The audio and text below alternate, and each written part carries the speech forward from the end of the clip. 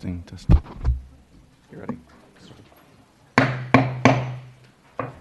All right, good morning, everyone, and welcome to the Spring 2019 Quarterly Meeting of the Tennessee Higher Education Commission.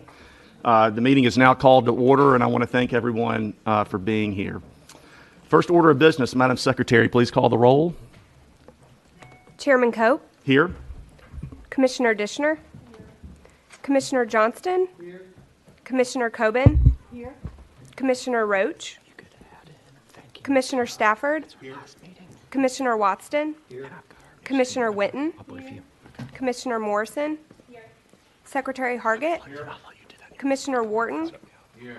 Comptroller Wilson. Present. Treasurer Lillard. Commissioner Solyot. Here. Good. We have a quorum. We have a quorum. Okay, very good. Thanks very much. Next order of business is consideration and adoption of the agenda. And with no questions or objections, I will entertain a motion to adopt the agenda. So moved. This motion, is there a second? Second from Secretary Hargett, or no, excuse me, Comptroller Wilson. All in favor signify so by saying aye. Aye. Are there any opposed? Motion carries. All right. For my report, I'd like to start by obviously again welcoming everybody to today's meeting. We're going to have some focuses primarily on two important issues and responsibilities of this commission: consideration of new academic programs and the setting of tuition and fee ranges. This morning we will hear from the University of Tennessee, Knoxville, as we consider a new bachelor's degree in information sciences, followed by a discussion of a master's degree in data analytics at the University of Tennessee, Chattanooga. Additionally, Austin P. will present on the institution's proposed doctorate in counseling psychology. THEC staff will present binding tuition fee ranges for 2019 to 2020. These ranges reflect another year of generous investment in higher education by the Governor and the General Assembly, and a focus on maintaining affordability for our students, which is one of our primary goals and missions. This marks the fifth year of the lowest tuition and fee increases Tennessee has experienced in more than 40 years, and I think that's significant. Additionally, action items include the adoption of new administrative rules concerning open records and an item from our post-secondary education authorization division.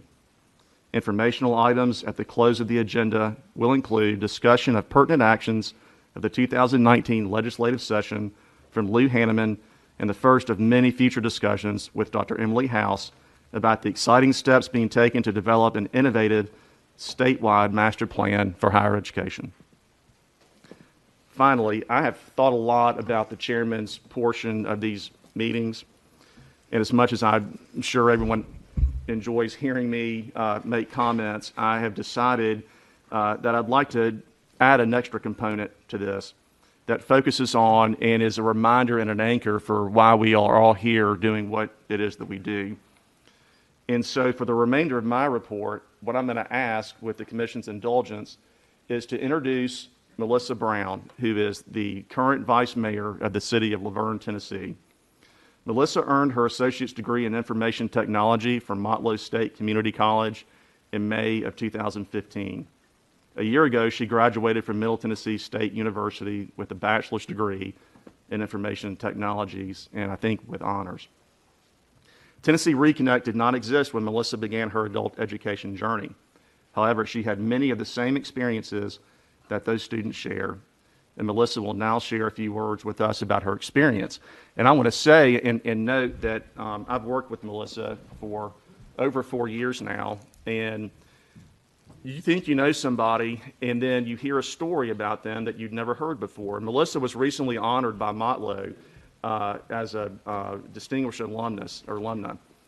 And I listened to the speech that she gave when she accepted that honor at Motlow, and on a YouTube video. And I've got to say, I was literally blown away by her achievement, by her drive, by the obstacles that she overcame to achieve what she has achieved at this moment. It's inspiring. I was inspired, and I hope other people are inspired too. So, Vice Mayor Brown.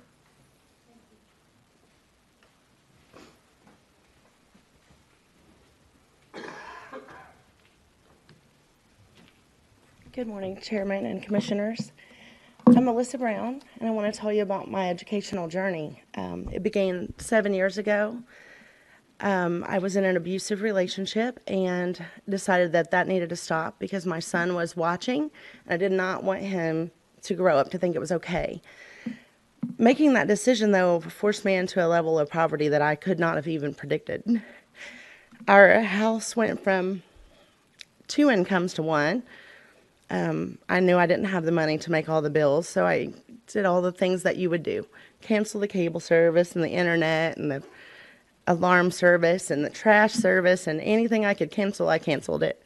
Started growing a garden and canning and making my own dish detergent and my own laundry detergent, and I literally clipped coupons, and we didn't buy it if I didn't have a coupon for it. And it still wasn't enough. So one day I was paying the bills while my son was supposed to be taking a nap, and he comes downstairs and catches me crying because I was trying to decide if it was more important to pay the water bill or the electric bill. And he said, "Mom, why are you crying?" I said, "Oh, I don't have quite enough money." So he went up to his room, brought me down his piggy bank and said, "Don't worry, Mommy, you can have all mine." That was the day I signed up for Milo, because my son deserves better than growing up in poverty. So I didn't know what to be when I would grow up. So I went and talked to my advisor, and he said, "What do you want your major to be?" "I don't know," I say. So he says, "Well, we'll just do an inventory of your skill set and your personality, and we'll give you some results that you can, navigate to see where you want to get started." So when I finished with the test, he gave me a piece of paper that had 10 careers on it. And being the consummate nerd I am, I went home and started researching. And I went on the occupational outlook handbook, and found which one paid the most, because what I really wanted to be was not broke anymore.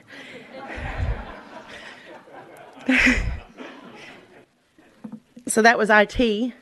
And they said after a 2-year associate's degree, the median income was $80,000 to $100,000 a year. And I remember thinking at the time, no way. That was a pipe dream. But I knew that even if I made half of that money, I could pay my bills. So I did just that, IT. That's my major. That's what I did. I graduated in May of 2015. And at that time, I was already serving as alderman in addition to working a full-time job. But let me tell you about what that was like day to day. My alarm went off at 5 in the morning. I had to get my son ready by 6. I'd go to work. I'd get off work, sometimes go to a city meeting and sometimes not, depending on the schedule. Always I had homework. So I had to borrow my sister's van, and it didn't have air conditioning, but we didn't have Wi-Fi, and I had to take online classes because I couldn't afford a babysitter. So we would go to McDonald's or Chick-fil-A because they have free Wi-Fi. We would sit in the parking lot, and I would just make sure that my laptop was fully charged, and I would go sit in the parking lot, and it was hot, miserable. But I did my homework on the steering wheel of that van while my son slept in the back. And then about midnight or 1 o'clock in the morning, I would be done with my homework, and I would carry him up to his bed, and 4 hours later, my alarm clock would go off. It wasn't easy. It was worth it. It was worth it. Because I went from poverty, food stamps, 10-care poverty, to prosperity. I went from $10 an hour to 6 figures. After I got my associate's degree, I had tripled my income, I think, at that time. And I thought, I wonder what would happen if I went and got my bachelor's. And so with that incentive, I went. And I learned it just gets better. It just gets better. This Christmas, I get the best Christmas present of all. My sister gets her degree from Milo. And the next Christmas, another Christmas gift, my niece will get her associate's degree from Milo. I want to tell you, when you're changing one person's life, you're not just changing one, you're changing their whole family. The trajectory of my whole family is different because I came from a household where both of my parents did not finish high school. My mom later, when I was in high school, went back and got her GED. But they couldn't teach me about the power of education because they themselves did not have that, and somehow managed to support us. It was never easy for them. My son's life is completely different now because he can actually have new school shoes at the beginning of the year. And we can go on vacations now. And we can actually buy groceries even if I don't have a coupon. You guys are really changing lives. And I know it's a thankless job what you do most of the time. And so I want you to know from the bottom of my heart, 7 years it took me to get my degree. It was worth every second, and it only happened because of people like you in this room. So thank you so much. I appreciate you.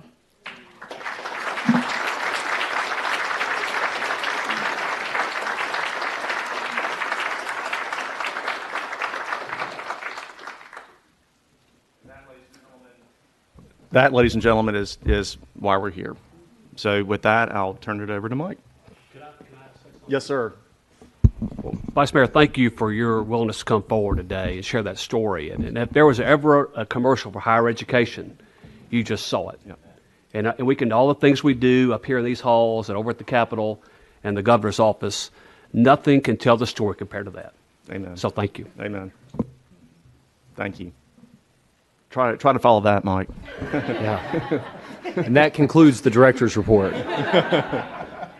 Thank you. And your vulnerability really matters because somebody else is in that spot. And just hearing someone say, I went back to college and now I have a better job is a lot different. So thank you. And we have our Reconnect team. I see y'all back in the back who just kind of live for this story. And I hope we have a new tradition now of starting our meetings by hearing from our students. So with that, I will attempt to deliver a director's report that's quick and compelling. First, just some personnel announcements. We, obviously being the Higher Education Commission, we want to be viewed as constantly pursuing higher education. At any given time, we have a group of our team who are pursuing further degrees. This year, we had kind of an unprecedented graduating class of THEC staff members who are either now new doctors, new master's degrees, and one of my favorites is we have a new Nashville State graduate on our accounting staff. So I am going to briefly recognize Dr. Corey Giesling, Dr. Brittany Mosby. Yes, you were supposed to stand up, doctor. People get a doctorate and they just stop. They stop. Dr. Stephen Gentile, Dr. Ken Hansen, and I'm not sure if we have Cindy with us, Runnels, Tina Shreve. Is Tina with us today, Jessica? And that's all right. And Sue Tacker, who graduated from Nashville State Community College 2 weeks ago. I just wanted to recognize them. And in a very obnoxious morning ritual, they now greet each other as doctor, doctor, doctor. But we're really proud of you all, so thank you.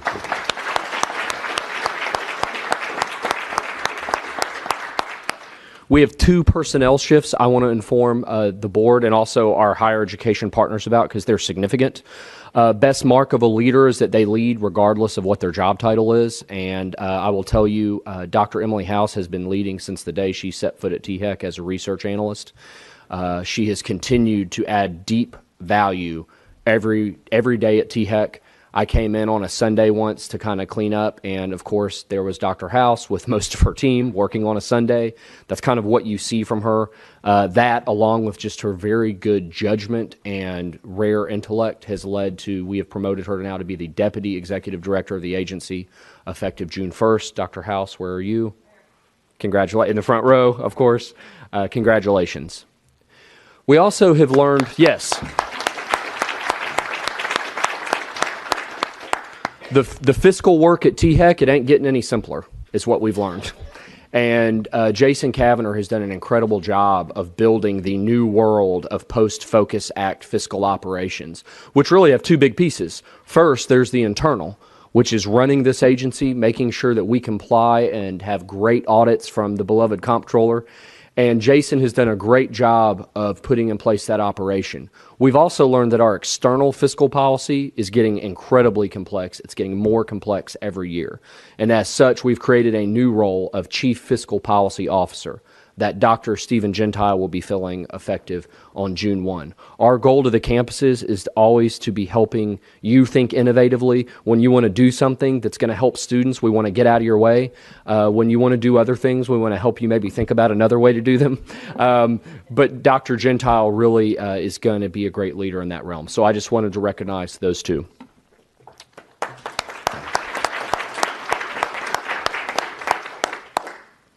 Update you really quickly. I told you in January we were going to have 3 big goals, and hopefully they were all alliterative and begin with R, and I'm going to walk you through an update on each of those goals right now. First, refining Tennessee Reconnect.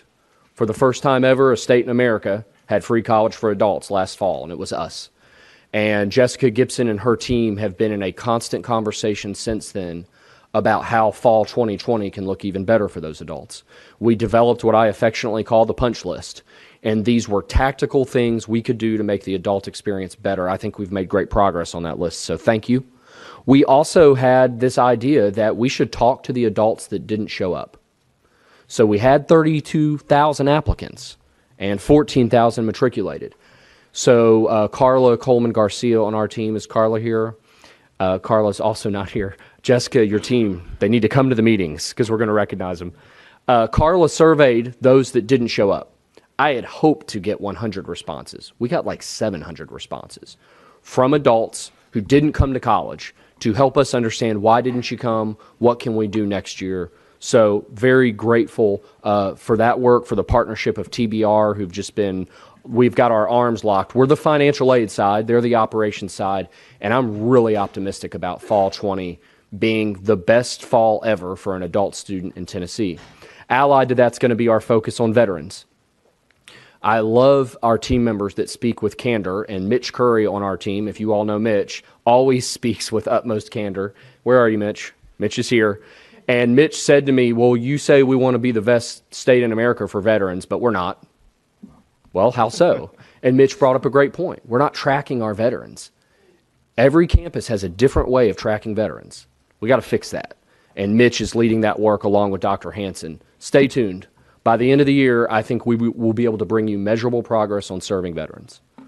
Second, rural access to higher education. Really briefly, our goal was to get into distressed counties this year in a very kinetic way, to show up to their CTE labs and say, we're probably not going to build a TCAT here, but your CTE lab can be a TCAT. So we've helped these distressed counties enhance their CTE operations, as I shared with you in January, and the work spoke for itself, and the General Assembly and the Governor's Office granted an additional $2 million to that fund, to the Spark Initiative. And then finally, we're going to refresh the Master Plan for Higher Education, which I will not discuss because Dr. House will at the end of the meeting. The GIVE Act is probably the most important 50-meter target for this staff over the next 6 months. And it has 2 components, so I want to walk you through it. First, there is a community grant component, and that's the one where administratively we're going to face the most immediate task. $25 million was appropriated in the state budget, which will now be administered by THEC. We know only one way to administer grants here. That is with a competitive RFP with transparent blind reading and scoring. You rank them, you average them from the highest to the lowest. We will likely have some geographical considerations in there. The RFP is still a moving target to some extent, but we will follow the established process that the LEAP grants put in place. We recognize $25 million is an immense amount of money to be contracting, and more than administering contracts, you want to make sure that you're moving the needle. And as such, we have a full-time position now in place. Our first ever Senior Director of Workforce and Economic Development, Shelley Travis, please stand. And Shelley has already been, by my count, has been on the job since late April and has done 10 different site visits across the state. And I can tell when she's been somewhere because the chamber president texts me and say, 1, I've never had a meeting with THEC. 2, Shelley's awesome. And so she is already off and running, and we're excited. I would say by the November meeting, we'll be able to bring you the disposition of that $25 million. And then briefly, there is an expansion of dual enrollment in the state that we think is going to make a difference. And that is to say, if you take 4 courses in a technical high-need field as determined by TSAC, we will pay for those 4 dual enrollment courses while you're still in high school. Right now, we're only paying for 2. So this represents a 100% increase. And moreover, it really represents an increase in the fields that we need it most. So we look forward to bringing you updates on that. Let me close by deviating a little bit. Normally, my presentations are pretty prosaic here. I walk you through what's going on. We talk about some staff updates and sit down. I had the opportunity last week to talk to an audience at UT Martin, which Chancellor Carver and President Boyd should be pretty proud, because that was a packed house in Martin of 200 student success professionals from across the state. And the case I made to them, I want to make to our staff and also to our commission and certainly to our higher ed partners in the room. That is that in Tennessee, our goals have been really ambitious. And I'll show you in a moment, we're making progress. I think what we're realizing is the first progress period, the things that got us there, we're going to have to do different things to get to the next progress benchmark. Because the low-hanging fruit to say, hey, I took my 38% grad rate at a university to 45%, it's going to be really hard to get over 50%. And so we're going to have to start thinking as a state, what will it take to get there? And I didn't know what the vice mayor was going to say, but I cannot think of a better framework than to say, for those in the trenches of student success, and I can only speak for our agency, the difference is we cannot view these things as jobs. And if you heard her story, her stakes were pretty high.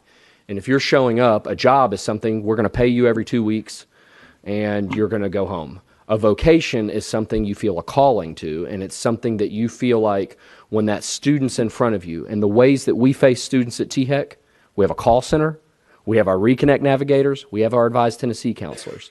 Everybody at THEC touches students in some way. My ask to our staff is, we're vocational. We're not a job. If you would like a job, I'll help you find a job somewhere. But this is going to be a place where we've burnt the ships. And we are moving forward in a vocational way to say, when we've got Melissas that we're in contact with, we're never going to shrug. We're going to say, how do we fix this? To that end, 2 pieces of data that, again, they really wrap around the vice mayor's story so well. If you're asking people to move vocationally, you've got to give them the stakes. And these are the stakes. And we show you this data once in a while. The data is actually getting more acute. And that is, the only path to a living wage in Tennessee runs through college. And college is a TCAT. College is a community college, and of course, it's a university. This is the most up-to-date data. 20% are earning more than minimum wage if they didn't go to college somewhere. So if I'm asking our internal team to view this vocationally, I can't think of a better catalyst than, do you want to live off $10,000 a year? Would anybody in here want that for their child? No. The good news is we have some solutions, and those solutions come in the form of Motlow State Technical Colleges and TCAT Hohenwalds and ETSUs. This is new data, and this is pretty compelling. Dr. Bill Fox at UT grouped every county in the state according to the percentage of their residents who have a college degree, and he created really essentially attainment strata. On the far left, what you see is our lowest attainment counties. And this is remarkable. From the period of the greatest economic boom in our state's history, not only did they not create jobs, they actually contracted. If you didn't create jobs between 2012 to the present, there's a real challenge in place. And the X factor that Dr. Bill Fox identifies is who has a degree, something beyond high school. So again, if we're going to be called vocationally, these are the things that I hope bring us to answer the call. Here's the good news. And we're going to highlight some universities and some community colleges here that have done incredible work. Because my point again, if you're going to move over 50%, or some of our community colleges move over 30%, we're probably going to have to do some radical things. And what these colleges have in common, these are our top 5 grad rate increases in the state. And I'll tell you the one that we should be most excited about is Southwest Tennessee Community College. Guys, that is incredible work to go up 7% and I think Chancellor Tidings would agree, Southwest has had a troubled past at times with grad rates. Dr. Hall has got it going on, and it's doing only hard things. There were no easy things left. It was just doing hard things. Talk about UTC for a moment, and Chancellor Angle's here. You know, one of the things I've seen at UTC firsthand is they are tracking students. They're not talking in cohorts. You got a guy like Mo Baptiste who's sitting there saying, we're really going to have to talk to David. He hasn't been coming to class. That's probably what it takes. University of Memphis has a mentoring initiative that is, we talk about Georgia State a lot. I get it. I would tell you the Memphis mentoring initiative rivals Georgia State for what they're doing, and the numbers now reflect that. Austin P probably has done the most tactical things. And when I mean that, I mean these points. Austin P has gotten comfortable with saying this. Can you drop a class in the middle of the night online? Yes, most colleges you can. Why would we allow a student to drop a class in the middle of the night without talking to someone? You don't let athletes do it. So why wouldn't you make that student talk to someone? Austin P makes somebody talk to someone. They may still need to drop the class, by the way, but there was this human-to-human contact. The other thing Austin P did that was remarkable is they looked at their Hope Lottery Scholarship students who weren't succeeding. And Mitch, you know, they gave this period to say, regain hope. And a lot of that has to do with this incredibly complex process known as going to class. And they tracked attendance. And if you didn't go to class, you got texted. And what I'm saying is all of these things, I don't want to oversimplify them. They're really hard to do. These require information technology processes. Most of all, they require cultural changes. But the only way the colleges became the top 5 there is they were all willing to do some of those things. And so THEC's right role in this that I would share with you, we're a coordinating board. We're not a governing board. But we should look for opportunities. THEC, going back to Dr. Rhoda, figured out we could be a great funder, right? We can be a great funder of student success initiatives. And those that want to say we're going to have an early alert system, THEC, I would propose to the commission, we should find that and fund it. And institutions that maybe aren't there yet, hopefully they see the progress. And as you'll hear from Dr. Gentile in a little bit, in an outcomes-based funding state, that line matters for your institution. And so with that, I would defer to the commission for any questions. Questions for Mike? Mike, I had a question on the distressed counties and the work that's being done there through Spark. I assume that's the primary mechanism of doing that. Is there ever a point in time where those counties are going to reach a level where we do not consider them distressed? And if there are no distressed counties in the state, then do we end the program, or do we always focus on maybe the bottom 5 or 6 counties that will always be there? The first thing we'll do if we have no distressed counties is hold an enormous celebration and be the only state to ever reach that, Chairman. So we use the Appalachian Regional Commission's definition of a distressed county. Even in the year that we've been in the Spark space, the counties have moved. We've gone down from 19 to 15, but we gained a few more. We lost a few. Dr. Dishner, you work in these counties almost exclusively. What I would say is right now we are still in a crawl phase in trying to help these counties think through higher education as an access point, higher education not as a threat to your child leaving the county, which is the number one thing I'm looking for I the number one thing we encounter in our rural communities. If they get a degree, they'll leave. And that's a mindset thing. Yeah. What I'm thankful for with the General Assembly's money funding is that it's a moving target because you go off distressed, but you always remain at risk, even when you're distressed. And thanks to the General Assembly's funding and the governor's funding, we're going to be able to fund the at-risks too for the first time. This year we were just in the distressed counties, albeit at a lower level. But I think right now, sitting at the 15 counties we're at, Chairman, most of the counties have been distressed for decades. We've seen some progress, but most of these counties, the N is very small, meaning if a small tool and die company closes, they become distressed. Or alternately, if a plant opens, they go at risk. But there's really just this period of inherent volatility. It's a fragile place to be. It's very fragile. Yeah. Dr. Dishner, would you mind weighing in on that, just serving as many of the distressed as you serve? One of the comments I would make is that these counties need the opportunity to look at cultural change. And I think that that's what this is doing in many ways.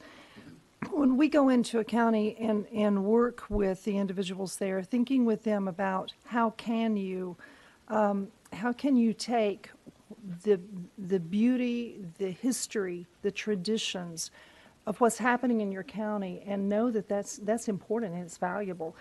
So a lot of the work we do is around place-based learning, the idea that there is so much of value here and really helping to change the cultural thought. And so I think that that's a lot of what this program is doing as well. When you take that welding shop into Hancock County, in teaching them the importance of the opportunities that are there and what could grow in that county, I think that is extremely valuable. So I hope that we're continuing this work as long as it's needed. And I think allied to that, first, you all have seen the governor's keen focus on this issue, which I think has been a huge momentum increase. Second, a lot of it's just been about trust. So they've all gotten to know Lou on our staff, maybe sometimes more than he would like, given all the phone calls he gets. But now they're getting to know Shelley, and I typically go to most of the counties with them. And what I hear from them is, we don't need fixing. And I agree, they don't. They have great assets. There may be times you need to help think through the particular higher education intersection with that county. And I think we've built a level of trust where, I always use, they text Lou. When you get to the point where you're getting texted by the county, you're there, I think. And so we look to build on it this year. And on June 7th, we will have our first ever distressed county convening. We went to ECD and said, hey, how often do just the distressed counties get together? It turns out they have never gotten together. Just the distressed counties. We're going to convene at TCAT Dixon. Thank you, Chancellor Tidings. And we're just going to get in a room and learn. And my sense is the things that Lake County is facing vis-a-vis Acott County are both similar and maybe very different. But there is, I think, zero downside to getting everybody in a room and talking through their strategy for the next round of funding. Smart. Other questions for Mike? Thanks, sir. All right, thanks so much. Thank you. All right, item 1 on the agenda is consent agenda, post-secondary education authorization. Fellow commissioners, in your packets that you've received, you should have all the information contained that we'll be voting on today, and we have a recommendation, obviously, for approval of those items that are contained in that section of the agenda. So unless there are any questions, I'll open the floor and consider a motion to approve. I move. Okay, motion to approve. Is there a second? Second. Second. Okay. All in favor? Any discussion on that? Hearing none, all in favor signify so by saying aye. Aye. Are there any opposed? Motion carries. Next, item 2, new academic programs. And for our next item, I'd like to introduce Dr. Mike Worth, Dean of the College of Communication and Information at the University of Tennessee, Knoxville. Dean Worth will present a new program proposal for the Information Sciences Bachelor of Science program.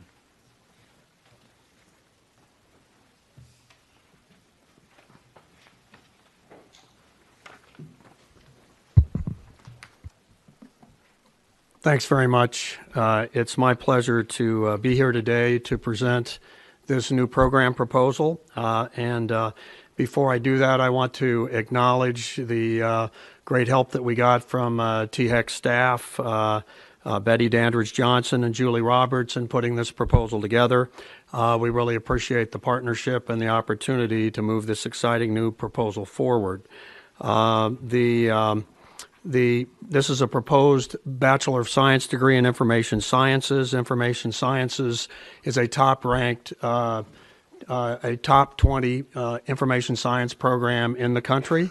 And we have outstanding faculty that do tremendous research for such organizations as the National Science Foundation, the Institute for Museum and Library Studies, do a lot of work with Oak Ridge National Labs, Y12, et cetera, et cetera. So we're really excited about being able to present this new program. This will be Tennessee's first undergraduate degree in information sciences. There are 2 concentrations in the program: data information management and analytics, and user experience design. Students will be taking courses as part of these programs in things like information organization, internet studies, including web design and information architecture, social media analytics, user experience, usability testing and methods, analytics metrics for user experience, interfaces and interaction design, database design, database implementation, data analytics, data visualization, information technology, user-centered design, programming information for information professionals, and information management. So you can see there's a wide array of courses that students will gain expertise in and be able to offer to the marketplace. This program prepares students to approach information problems from multiple perspectives, including humanist, social, scientific, and computational. We anticipate that the program will be a combination of online and face-to-face courses. It's probably going to be about 50-50, with a larger concentration of the online courses at the lower division and a higher concentration of face-to-face courses at the upper division. The program will align quite nicely with the state of Tennessee's master plan supporting the Drive to 55 and the Complete College Tennessee Act of 2010. It will prepare graduates for high demand or in-demand careers and increase the technology capacity of the state. It also aligns nicely with University of Tennessee Knoxville's, the College of Communication of Informations, and the School of Information Sciences strategic plans.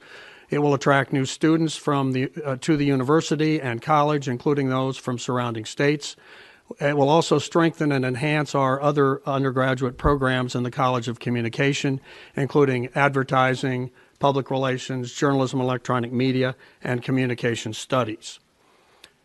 We found strong support from our students, faculty, and potential employers for this program as we were working on the proposal over the last few years. ORNL, ORAU, Google, U.S. Geological Society, Bohan Advertising, Information International Associates, among others, expressed strong support. We see a real opportunity for partnership with industry in terms of making this program a real jewel in terms of what we're able to offer to our students and to the state. Reports about occupational demand in the state of Tennessee, as well as those by the U.S. Bureau of Labor Statistics, show strong growth for computer and information technology jobs. The Bureau of Labor Statistics estimates 13% growth over the next 10 years in these occupations, and significantly higher than the median average wage for occupations will be realized by those graduates from this program. Many top-ranked peers have successful undergraduate programs, including Rutgers University. Ross Todd was the external reviewer for this proposal. They have a very strong undergraduate program. We also brought in Gary Marcianini, the dean of the College of Information Sciences at UNC Chapel Hill, and he recommended very strongly in terms of his review of our program that we establish an undergraduate program in information sciences. Here are enrollment and graduation projections. We're looking at 10 students in the first year, and by the fifth year, 42. The graduation numbers that you have on your handout are actually higher than what was in the final proposal that went before our Board of Trustees. So if you could amend those numbers from 8 in 2022-23 to 6, and in 24 to 12 from 18. I would appreciate it. And then in terms of the costs and revenues, we're anticipating a relatively modest direct cost for launching this program that would be dealing with technical expenses and expenditures in the first couple of years, some adjunct lecturers, part-time lecturers in the first couple of years. In the third year, we'd add a faculty member. And so by the fifth year, if our projections are correct, we'd anticipate institutional reallocations of around $500,000. These institutional reallocations will, if we're successful, then be used to support increased teaching needs, student advising needs, and possibly expansion of what we're able to do from an online perspective. This is a program, the Information Sciences Master's Degree program, is about 2/3 online. in terms of the number of students in that program. And so they have the school has a great deal of experience with online education. And so it's not at all beyond belief that we'd be able to offer our undergraduate degree down the road as a fully online experience as well in terms of our number of majors. And so in closing, I just want to share that information is everywhere. We're constantly surrounded by it, but rarely stop to think how it's produced, accessed, retrieved, and interpreted. That's where information sciences comes in, connecting people, data, and technology. Information science professionals work in public and private sectors to effectively manage, navigate, analyze, and turn information into action.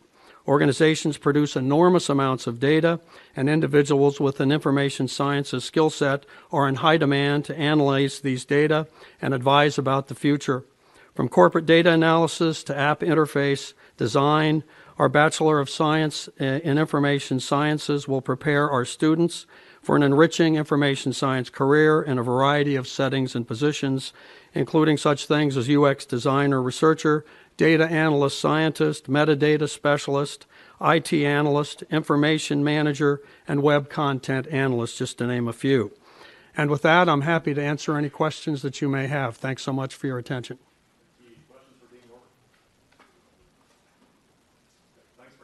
Okay, thank you.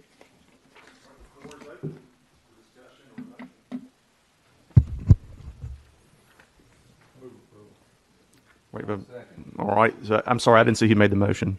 Comptroller Wilson. All right, Mayor Mayor Wharton with the second. Any discussion? Hearing none, all in favor signify so by saying aye. Aye. Are there any opposed? Motion carries. All right, the next item is 2B. I'd like to introduce Chancellor Steve Engel from the University of Tennessee, Chattanooga. Chancellor Engel will present the new program proposal for the Data Analytics Master of Science program. Chancellor Engel. Thank you. We've just heard about the importance of information science and informatics. This is a master's degree in data analytics. It is a joint program offered by our College of Engineering and Computer Science and our Raj Soin College of Business. We collect incredible amounts of data, and how do we turn that into information to make decisions? And that is what this program is designed. I will advance.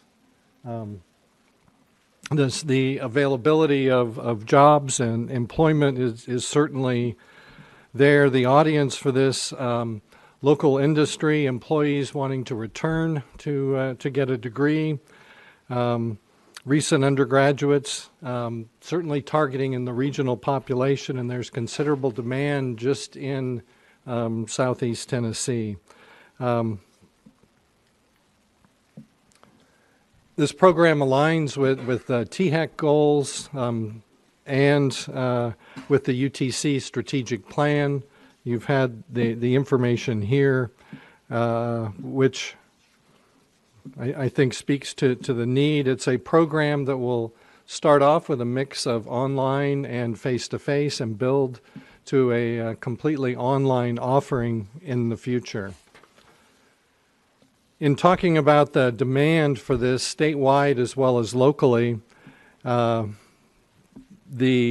data analytics field, talking with Blue Cross Blue Shield of Tennessee, they made a comment. They look forward to hiring and working alongside with graduates of this program once it is approved. The Unum, also directly adjacent to our campus, TVA, another large employer. We've had equal excitement from small companies in the area as well and across the state. We're not aware of another degree that combines this business and computer science together. And the projected enrollment in graduates, we're looking at an initial class of 15. There'll be some full-time students, some part-time. Part-time, it would be an aggressive completion in 2 years. It's a 36 credit hour program. So the number of graduates will build over time, but a very conservative projection is what's shown here within year 3, 14, and 15 a year there. And the large uncertainty is how long it would take a part-time person to go through the degree. If they're working full-time and take one course per term, it will certainly take them longer.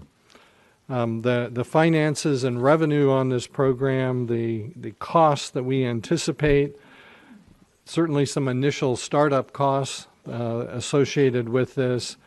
Initial revenue would build over time, and these are direct costs for adding this new program and don't include any of the enrollment management administrative functions associated with the program. But it's a program that will, we feel, break even and be able to pay its fair share. So with that, I'd be happy to answer any questions.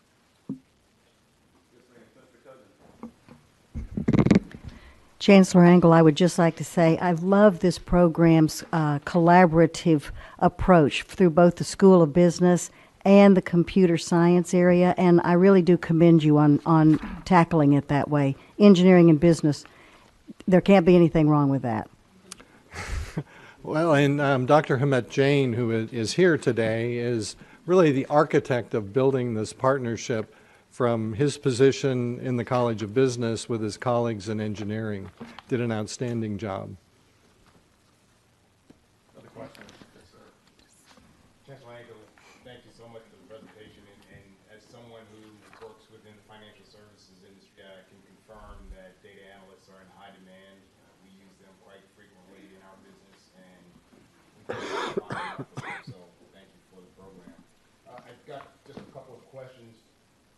You said that the focus is really the Southeast Tennessee market. Can you tell me a little bit, well, I guess the market, but then statewide as well? Well, we certainly hope to draw statewide. We're very close to the Georgia border. We draw students from North Carolina, Georgia, Alabama. We think this will be a very broad interest. When we did the market study to see if there was demand and went and talked individual meetings with people, we did focus in Southeast Tennessee. And we had some major employers.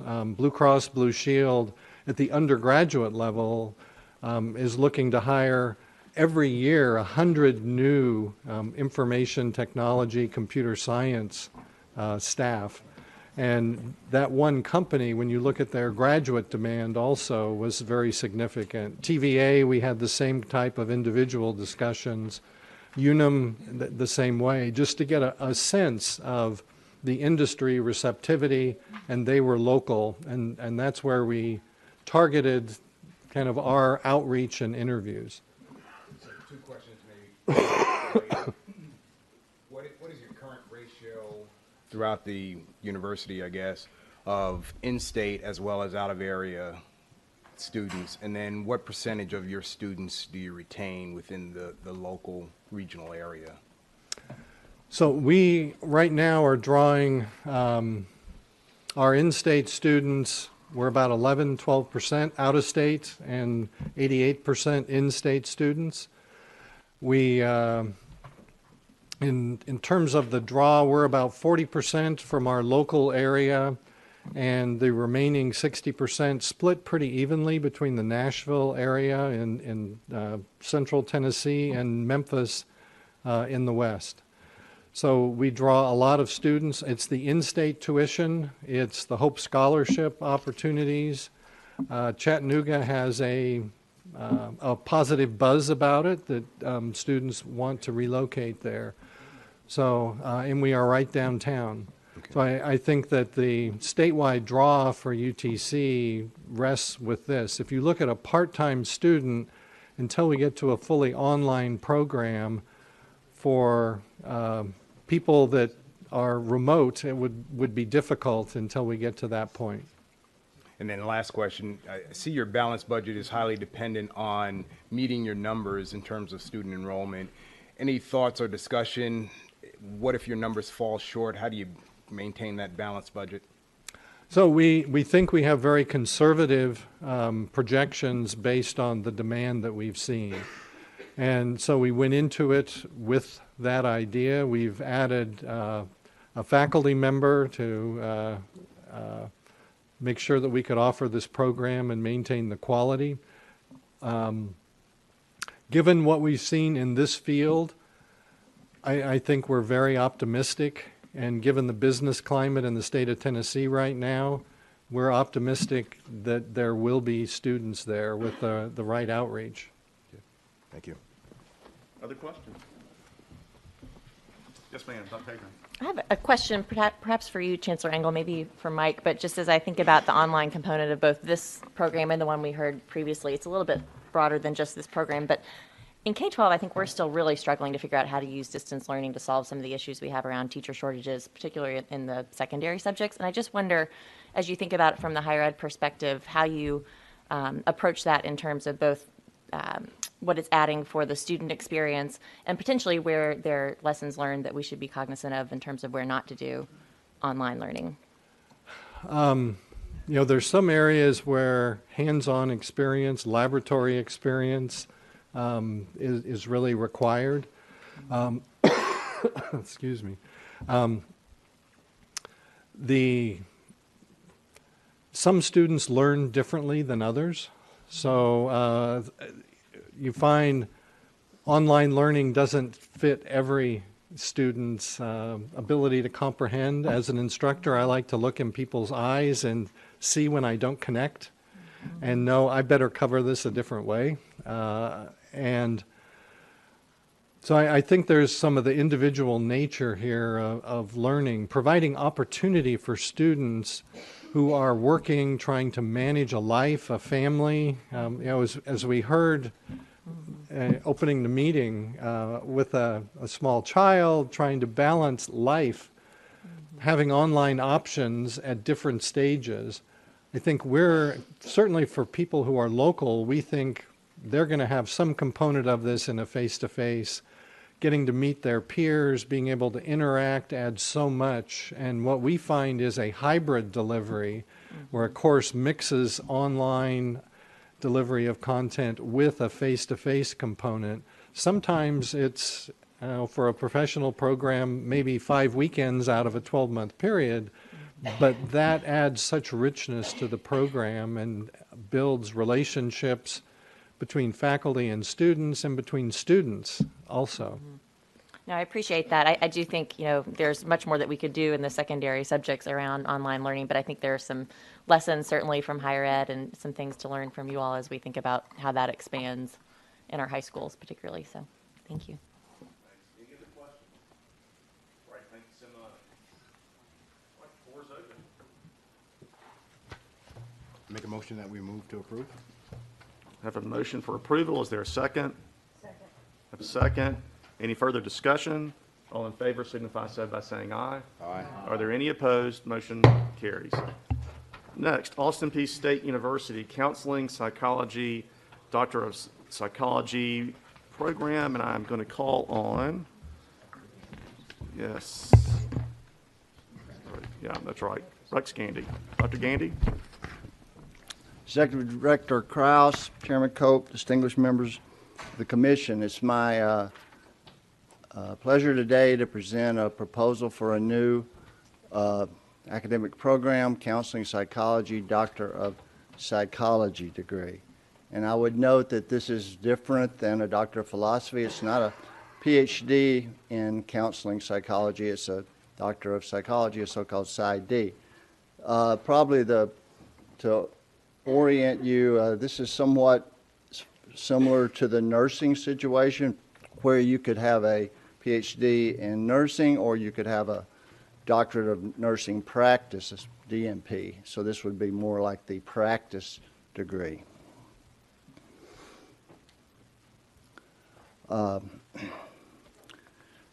This will be the first PsyD in the state and one of only a few in the country, so it's quite unique. It'll have an optional concentration in serving military personnel, veterans, and their families. It will be eventually a fully accredited program by the American Psychological Association with the intent of the students getting licensure such that they could be a health service provider. It's fully in alignment with our strategic plan for Austin Peay.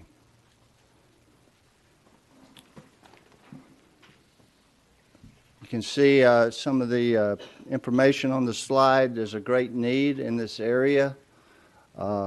Tennessee ranks 45th in access to mental health care. Studies have shown that this area is going to grow in demand for practitioners with documented shortages in Tennessee, nationwide, and in our area.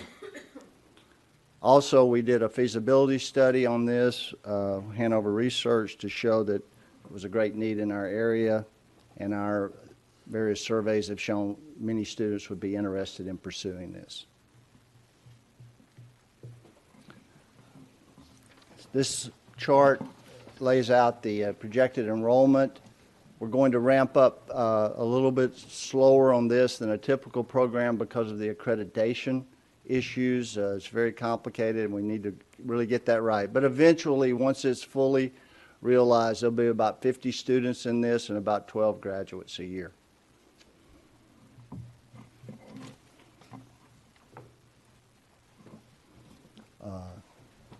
Eventually, it'll be about 5 additional faculty associated with this. Initially, we'll use reallocation funds to start up the program, and then as it ramps up, the tuition revenue will basically cover the full cost of those additional faculty. That's my presentation. I'll be glad to answer any questions.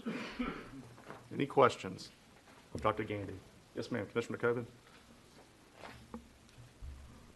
Dr. Gandy, I had a question about institutional capacity to deliver the program. That first year new hire was going to be a director of training, which was like, I don't know, just not on my radar for who you would hire, the kind of position you would use to launch this PsyD. So could you maybe explain that job to me, please? I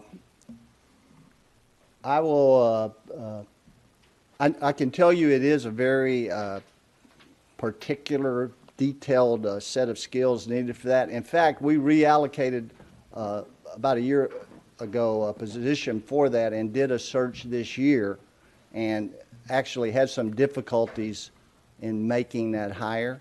So we're going to rewrite the description and search again. You know, I'm a physics professor, so if I could call up our head of our psychology department, I'm sure could answer that in detail. Is that person here? Yes, ma'am. Yeah. This is Nicole Nickmeyer. She's basically the come on up for the mic. She's the. And ma'am, if you would just introduce yourself when you. I'm Dr. Nicole Nickmeyer. I'm the chair of the Department of Psychological Sciences and Counseling. The Director of Training is a designation that the American Psychological Association uses as basically the program coordinator. That's just the title that is common in the profession. And that person would be obviously a doctorally prepared psychologist with licensure, would have some experience working and teaching within an APA accredited program, and have some administration experience. Thank you. Mm-hmm. Other questions?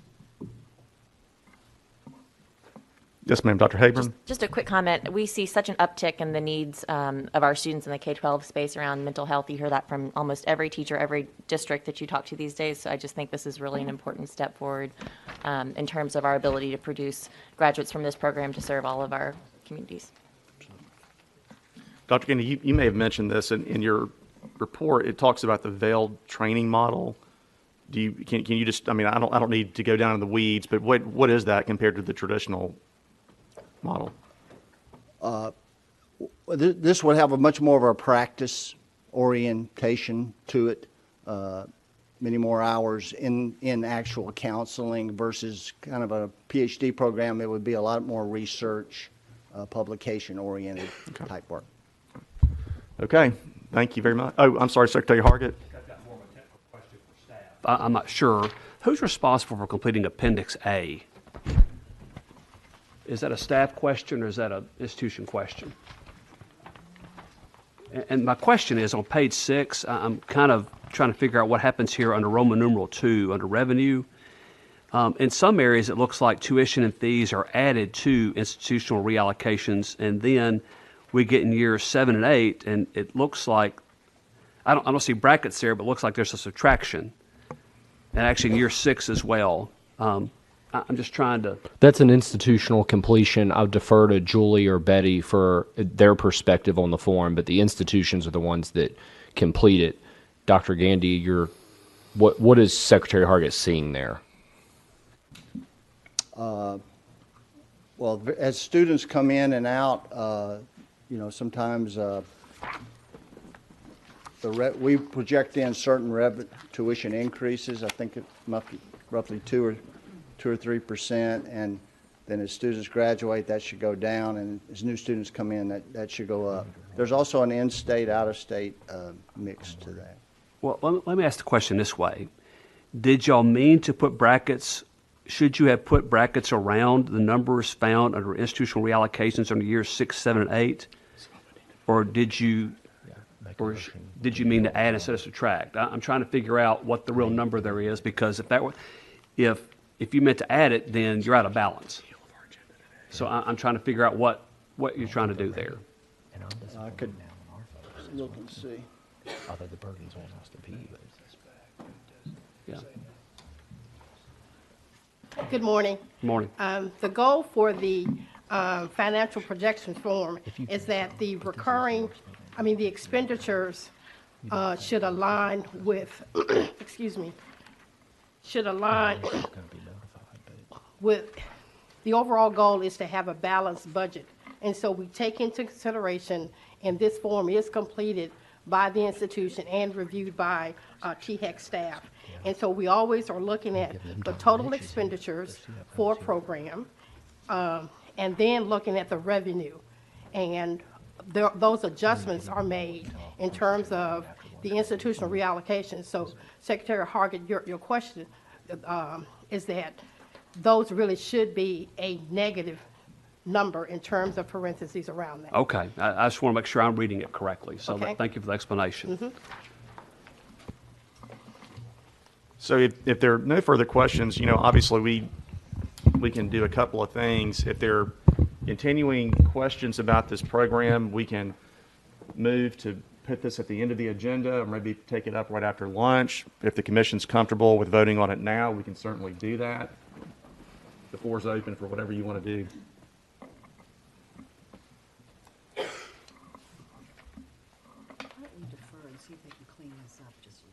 Okay. We have a motion from Commissioner Coben to defer.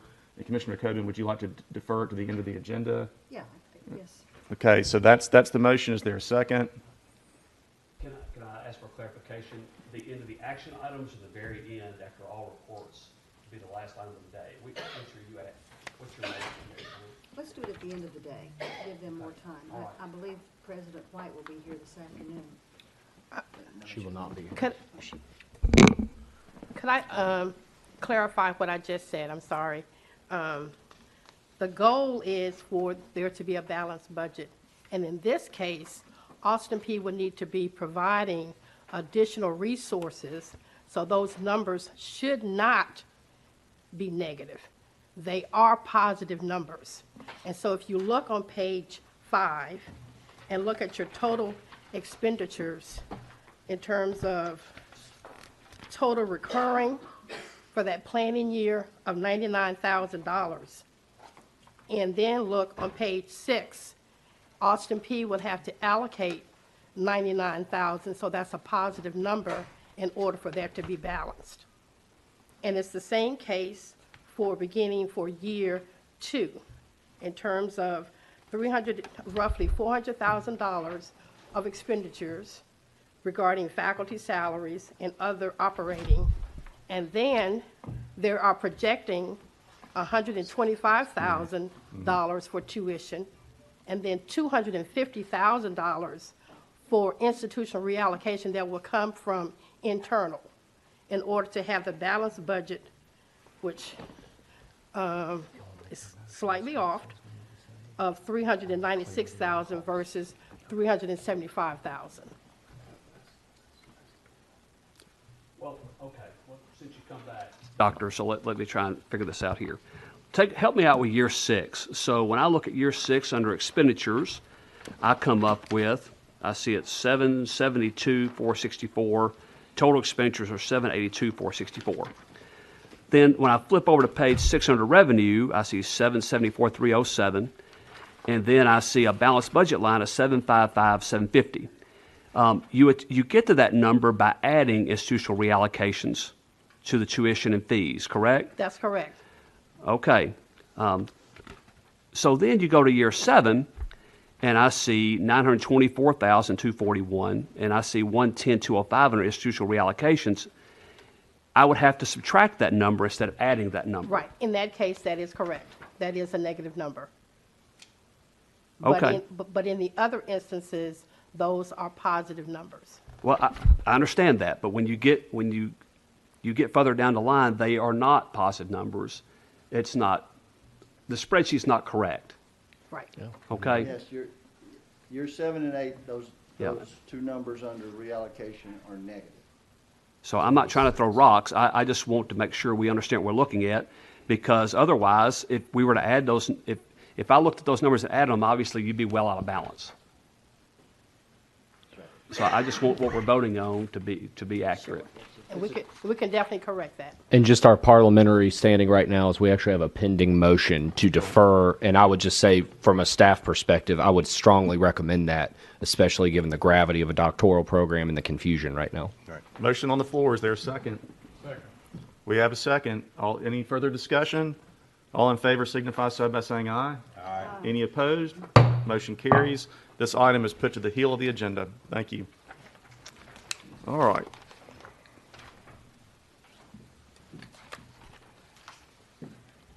Next is item 3 on our agenda. It's institution mission profiles. I'd like to introduce Julie Roberts, Associate Chief Academic Officer, to present institutional mission profiles. Thank you, Chairman Cope, and thank you to the Commission and Executive Director Kraus. So today I'm going to I'm going to present the institutional mission profiles for the universities for your approval. Just as a side note, we will be presenting the community college mission profiles at the November Commission meeting. Just as a reminder, per the Focus Act, institutional mission profiles are to be submitted annually by the campuses and to be approved by the Commission. So this is the 3rd time that you've seen them. Specifically, the Focus Act requires mission profiles to characterize distinctiveness in degree offerings and address institutional quality of instruction, student learning, research, and public service. From a THEC perspective, we also use them for various things, including evaluation of new academic programs and also in the establishment of outcomes funding formula priorities. So if you're looking at your materials, you'll note that the changes have been highlighted in bold. For the majority of the mission profiles, there's been few changes, mostly related to student outcomes, academic program composition, as well as an emphasis on Carnegie classification. I did, though, want to take a moment, if you go to page 8 of this agenda item and to the UT Knoxville mission profile, you'll see they have made pretty substantial changes to that profile. Quickly, some of these changes are primarily to put an increased emphasis on student success, focus on new knowledge creation, highlight innovative teaching and research strategies, along with a commitment to community engagement. All of these mission profiles have been approved by appropriate governing boards and are submitted for your approval today. And I'm happy to answer any questions. Any questions? Mike. Julie, can you walk through the commission specifically through UT Knoxville's alterations, because they represented the most substantive and I think really positive changes for the university? Sure. As I mentioned earlier, if you go through, especially in the first section, there really has been that emphasis on student success and the importance of the good work that's going on there, but also how to continue that and improve upon it. There's definitely been kind of in the middle of this, the showcasing of a commitment to new knowledge across all fields of inquiry. And then there's also one thing I didn't mention. There's a section here on about collaboration and innovation, and again that emphasis on community engagement. Is that look into my UT folks? Okay. Thanks, Julie. Questions based on those comments? Commissioner Coben? Julie, a quick question. If part of our emphasis is on student success, should we include the latest figures we have on graduation rates for the schools in the profile, or is that not an appropriate place to put that figure?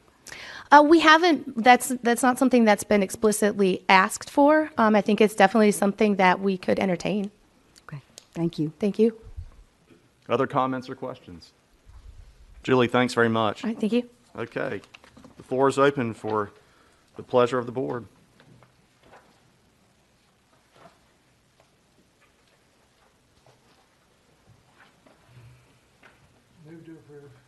All right, we have a motion to approve the institutional mission profiles as submitted. Is there a second? Second. There is a second. Any further discussion? Hearing none, all in favor signify so by saying aye. Aye. Any opposed? Motion carries. Next, item 4, new administrative rule. This one is with respect to access to public records. And Brett Gibson. Thank you, Chairman Cope, Commission members. In 2016, the General Assembly passed Public Chapter 722. This updated the Tennessee Public Records Act by requiring all government agencies to adopt a written public records policy. This commission did so based on a model policy that was published by the Office of Open Records Counsel in May of 2017. Then in 2018, Public Chapter 712 required agencies to go a step further and promulgate administrative rules related to public records access. We have been monitoring the development of other agencies' public records rules just to see what maybe some issues are, what the will of the legislature actually is on this. And what you have before you is the result of that. We held a public rulemaking hearing just to make sure that we had any input from the public on this. In our THEC offices, no members attended, no members of the public attended, no comments were submitted. We have not made any modifications to those draft rules that we published with our notice of the hearing. So item 4 in your agenda is a new rule proposed by staff, and we recommend adoption. Thanks, Brett. Questions for Brett?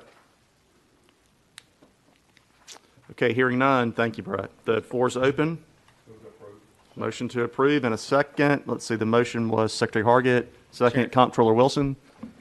Chairman, I'm sorry, there's specific language that Yes, must be. that's what I was just about to ask. Should I make some, to make sure that it's specific? Unfortunately, with the rulemaking rules, you have to make sure that you have every word said properly, because then you have somebody comes back and files a hearing against you, so.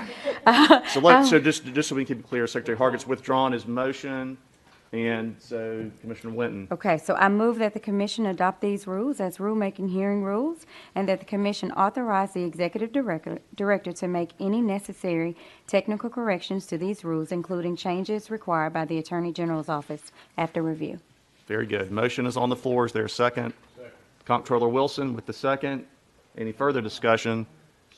If I can, Chairman, do we need to add that it can't be changed without the express written consent of Major League Baseball? All right. It is copyrighted. All right. Any further discussion? That was good. Well, yes. Well, let's do a roll call. Ms. Jennings? Yes. Call the roll, please. Chairman Cope? Aye. Commissioner Dishner? Commissioner Johnston? Commissioner Coben? Commissioner Stafford? Aye. Commissioner Watson? Commissioner Winton? Secretary Hargett? Commissioner Wharton? Comptroller Wilson? Oh, yes. Commissioner Solyot? Chairman, you have 11 ayes. Very good. Motion carries. All right, unless there's an objection, I am going to ask the commission to consider agenda item number 6, which is reappointment of audit committee.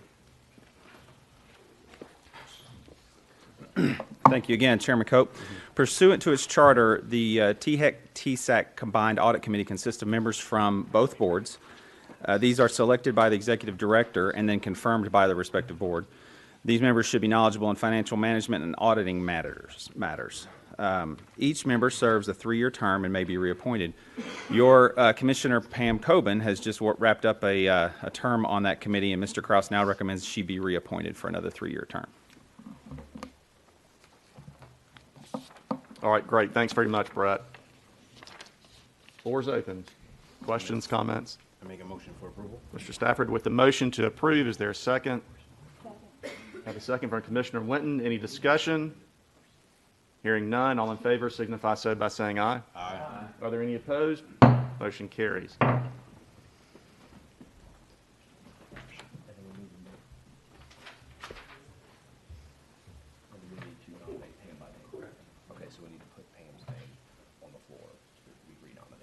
Okay, so let's, we need to actually vote specifically on Pam and have her name on the floor. Is that my understanding? Okay.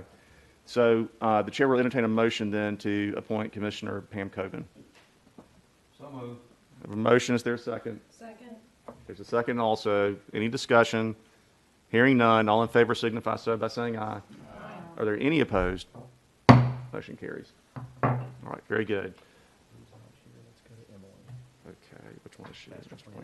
All right, again, going out of order with your permission, Emily House with the master plan update, please.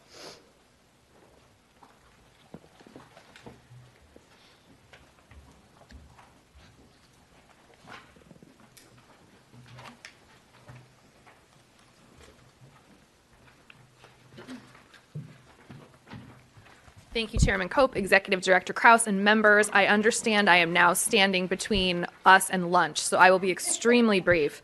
What I would like to do is just present a brief update on the updating of the master plan process that we have undertaken thus far among THEC and TSAC staff, and special shout out to Lou Hanneman, who just ran in from the hallway when he realized we were going to do this now. Lou has really been my partner in crime in terms of getting these wheels in motion to really do a thorough update of the 2015-2020 master plan. So back in 2015, which feels like a very long time ago, though it was only 4 years ago, THEC updated its master plan to reflect the charge from then Governor Haslam related to the drive to 55. So the master plan at that time was constructed at that time was very data heavy for a reason, and that reason was to figure out tactically, pragmatically, how will we reach this goal of 55% attainment by the year 2025. So anything I'm about to say about the 2015 master plan is not at all an indictment of that process, the folks involved, anything like that. However, that document is now completely out of date, which reflects the innovation and the higher education policy environment of the past 5 years, as well as it's a little bit too data heavy and a little bit too light on the how. How are we going to attain these goals? How are we going to reach our 55% goal as a state? And again, that is not by any means an indictment. That's just a reality of where we were at that time and where we are now.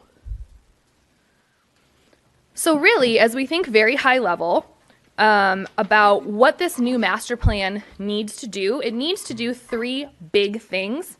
That is to take stock of where we are currently as a higher education entity, and by that I mean the state. I don't mean THEC, but where is Tennessee as a higher education entity? What does the environment look like currently?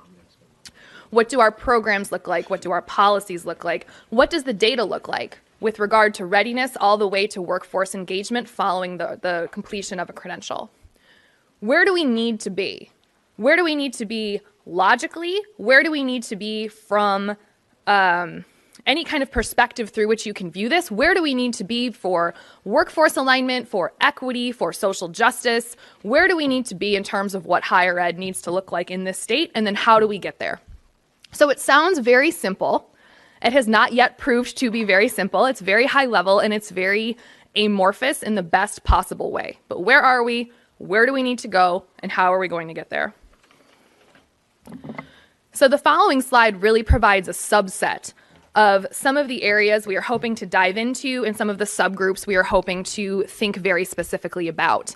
And I will not read through each of these boxes to you, only just to say this is a subset, thinking about each of these different benchmarks in that first pillar related to readiness all the way through workforce engagement, different subgroups of students that are reflected in the middle column, thinking about where we are on each of these steps in the process with each of these subgroups of students, which are not mutually exclusive, to be very clear. That is not reflected in this figure, but you can have a person of color who is low income, who is an adult student, who is a veteran. That is 4 categories from a rural area, 5 categories that are reflected in that middle column that we need to think about the intersections that influence that student's experience. So to be very clear about that, these are not treated exclusively.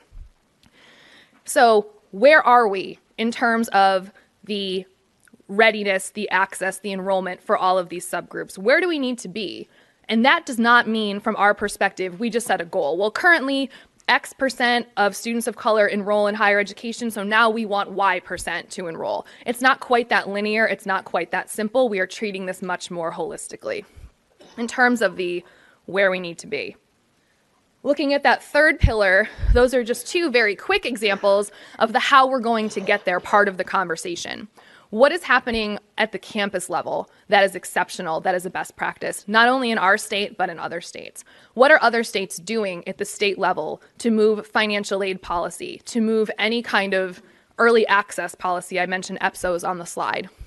What is happening everywhere else that Tennessee can really pull from and consider a best practice to get us where we ultimately need to be, whatever that looks like? So related to everything I just said, but kind of a different direction, is this conversation that has been ongoing related to the future of work. On April 26th, we had our first convening of the Future of Work Task Force. Commissioners Coben and Watson were able to join us. And I think that was a very productive first pass at a conversation related to the work we hope to do related to future of work. And I know Director Krause has spoken to this a bit in the past, so I won't spend too much time on it. But this idea of what does the economy look like 10, 15, 20 years from now in our state? And how are we going to ensure that higher education plays a role to prepare graduates to be able to engage in the workforce, have the skills needed for the workforce to also meet the demands of employers? My team knows that I am really not in love with big philosophical conversations. But if anybody would like to have a philosophical conversation over lunch related to the purpose of higher ed and why do we have higher ed, I am happy to do so, but please don't actually make me do that. And I say that to say, I hope it goes without saying that no one is assuming the purpose of higher ed is to solely prepare someone for the workforce. I don't mean to imply that, but this is something that we are going to really focus on strategically with regard to how are we envisioning the future of higher ed with that as one of many targets in mind. So I just want to be very clear for some of my traditionalists in the room, if there are any. And then with regard to that, what is THEC's role? What is higher education's role? But then more concretely, what can THEC own and work on to ensure that we are in a position that Tennesseans, through higher education, are able to participate effectively in the workforce? What does that innovation look like? How do we need to be adaptable at the state level? How can we help campuses and work with campuses to be adaptable? This is a two-way conversation for sure. This will not be THEC coming down upon anyone saying this is the way in which you need to prepare students for the workforce, period, hard stop. To be clear about that as well. Something that came up in some depth at the task force meeting a few weeks ago was the ways in which THEC will think about approval of academic programs, the way we will ask for documentation as it relates to the workforce, again, not litigating any other purpose of higher ed, general ed, anything like that, but the ways in which we will really think differently in some cases when approving academic programs that are aligned with very profound workforce need and those that are not quite as aligned, which is a much longer conversation for another day or over Chick-fil-A at lunch. I am happy to have that as well. So just a quick note about process. This is probably one of my favorite pictures I have taken in the 6 years here at THEC because it represents to me, and Mike has used this term and I'm going to steal it, an embarrassment of riches. Because when I look across that table, I see folks from many divisions within our agency who have their thinking caps on, who are brilliant, who are wonderful, who are willing to jump into this planning process such that it's not something that Lou and I need to do on our own. And this does not represent even half the folks from THEC and from our surrounding kind of spheres who have been engaged in this process. There are folks at that table who represent the research team, the academic affairs team, the fiscal team, our communications team, our outreach team, adult learners, veterans, really just getting everybody together to think, to bring with them different perspectives, different skills, and different connections to students and to their the communities in which they work in a way that was very different, to take it back where we started, from the master planning process a few years ago, which I cannot say enough is not an indictment. It just needs to be very different now. My other favorite part about this picture is that you can tell where Mike is sitting because there is a Coke Zero can. You can tell where I am sitting because there's an empty coffee cup, and you can tell where Lou is because he's watching the legislature on live stream on his phone. So if you look much more closely at the detail of this picture, this is very representative, not only of an embarrassment of riches, but what the three of us do with our time: drink a lot of caffeine and watch a lot of legislative hearings. And just a brief note about timeline before I open it up for any questions that anybody may have. We are very much still in the early-ish phases of this process. Each of those so the point of my beautiful picture, now that I've spoken about the picture in great detail, is that what this really represents is these interdisciplinary, intra-agency but inter-division groups that we have set up, and this is not even half of the folks engaged, to tackle many of these issues from the perspective that they bring. So some groups are working on issues related to urban versus rural students. What are best practices to serve these students? A lot of the work that we've done around racial equity, we are taking that a step further through these subgroups that are partially represented here. So as the summer goes on, the summer always feels like this expanse of time in which we can all be very productive. Sometimes it works out that way, sometimes it does not. I know my faculty members in the room could understand that. The groups will convene, they will continue to do research, they will continue to gather information that we will start putting together. We have a pretty skeletal outline, but to flesh out an outline and a draft much more fully. At that time, we will engage much more explicitly with a variety of stakeholders, those on campuses, those at the systems, those in the K-12 space, those at other state agencies. We have not done so yet because we want these stakeholders to have something to react to, rather than just walking into a meeting saying, what do you guys think the master plan should look like? And I'm being a little facetious, but I think it will be much more productive to do it as I described the former, having something for groups to react to. And we will bring an update to the board, to the commission at the July meeting. Our goal is to have this document finalized, and I say finalized because it is meant to be a living document. It will change, it will be updated, it will continue to grow as higher education grows and changes across the next 5, 10, 15, 20 years. But our goal is to have the final document prepared in October, distributed to you sometime in October in advance of the November meeting. And with that, I will happily take any questions. Also very happy to have any conversation that is not philosophical over Chick-fil-A. Questions for Dr. House? Just to put a fine point on the timeline, so the July meeting, we are endeavoring to have a very lean agenda for this commission so that you all need to deliberate on this. You need to decide what you think is important, and you can only do that at a commission meeting. So our goal in July is to really have a work session where we can talk about creating a document of utility, which in our mind means short, not a 40-page master plan, because no one's ever going to read that or know what it is. A very clear tactical document that Dr. House laid out perfectly. What do we need to do? How are we going to do it? And so look for the July meeting, hopefully, to really be focused on that and give you all time to read and think right here in this committee room, which I think will be really productive. Between now and then, our most important conversations, not only internal, will be with presidents. We want to hear from them. I don't think any of those presidents are pulling out the THEC master plan to try to find out what to do right now. It may be hard to ever get it there. Randy Boyd does. He actually is reading it as we speak. But I absolutely think we can get a compendium of the right best practices that people say, hey, they do have a pretty sophisticated data operation at THEC. This moved the needle somewhere. Maybe we should look at that. That's our aspiration. Great points. Questions? Comments? Dr. House, thank you so much. Thank you. All right. It's time for lunch, I think. So, yep. So unless there's an objection, we'll recess here at 11:30, and we will reconvene promptly at 12:15. Recess.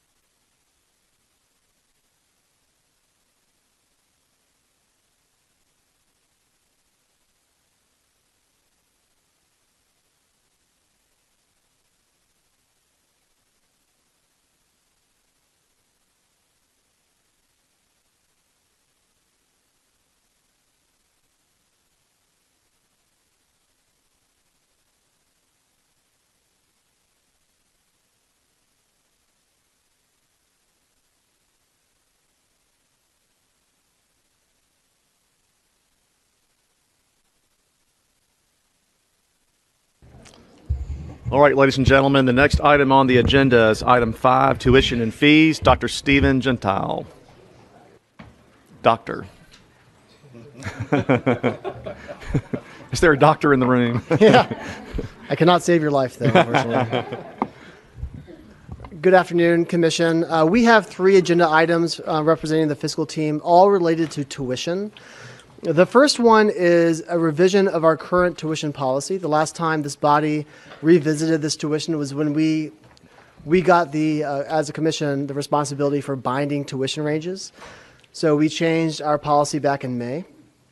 Right now, we are asking for an update on 2 things. One is to just formally state that it is the THEC staff that will actually assess compliance with the ranges that are issued. This was obvious, this was happening, but now it is actually in the policy, should you guys vote to approve it.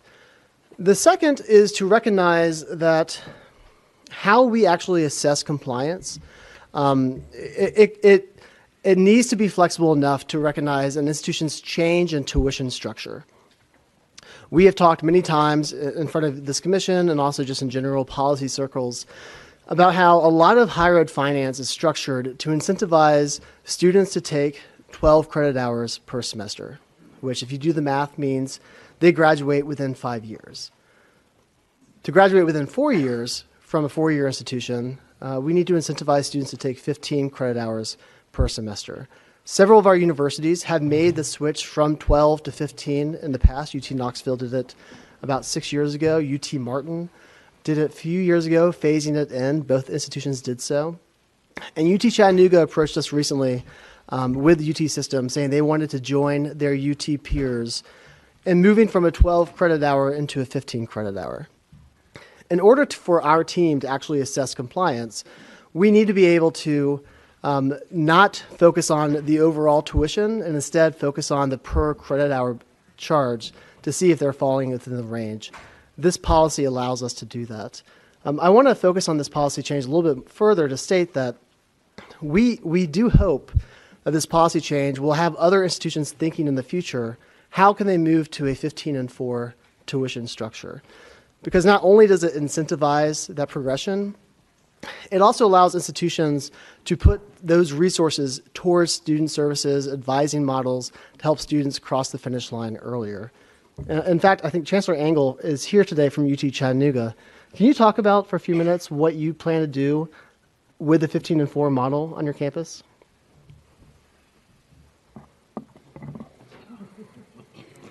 Please come up here. Yeah? No? Sorry, I wasn't clear. I'm still in a student phase.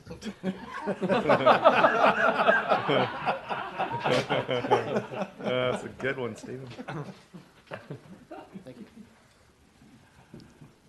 Thank you. So, we followed the UT Martin model, which took effect in 2016, which for credit hours 13, 14, and 15 had a discounted rate. It's about 11% of that portion of the tuition that students pay.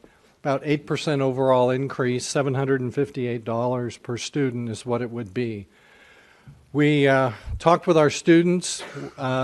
They support this. They think that it is a very good move. And part of the reason they supported it is we agreed to provide an annual accounting of how every dollar in this new tuition model, and for us, we project $2.2 million for this coming year, and we agreed to provide an accounting of how it's going to be used. And over the last 6 years, we were one of the institutions that Director Krause pointed out has increased our student success rate recently, and we've done that in a very purposeful way, and we've done it trying a lot of pilot programs, and this is the opportunity to scale what we've been doing. And so providing an accounting of the number of academic advisors that we're hiring, this fall would be the first program or first year of this tuition model. We've already hired 12 new academic advisors who are started being trained, and they will help our freshmen get in the right classes and graduate. So academic advising is a very large component, intrusive advising, tracking students, taking attendance, particularly in some of our gateway courses, so that an advisor or a faculty member can intervene with students who don't show up. We also have keeping students on track for a 4-year degree. There are oftentimes switches in a freshman class between areas of interest of our students, and we find we don't have enough seats in a particular area.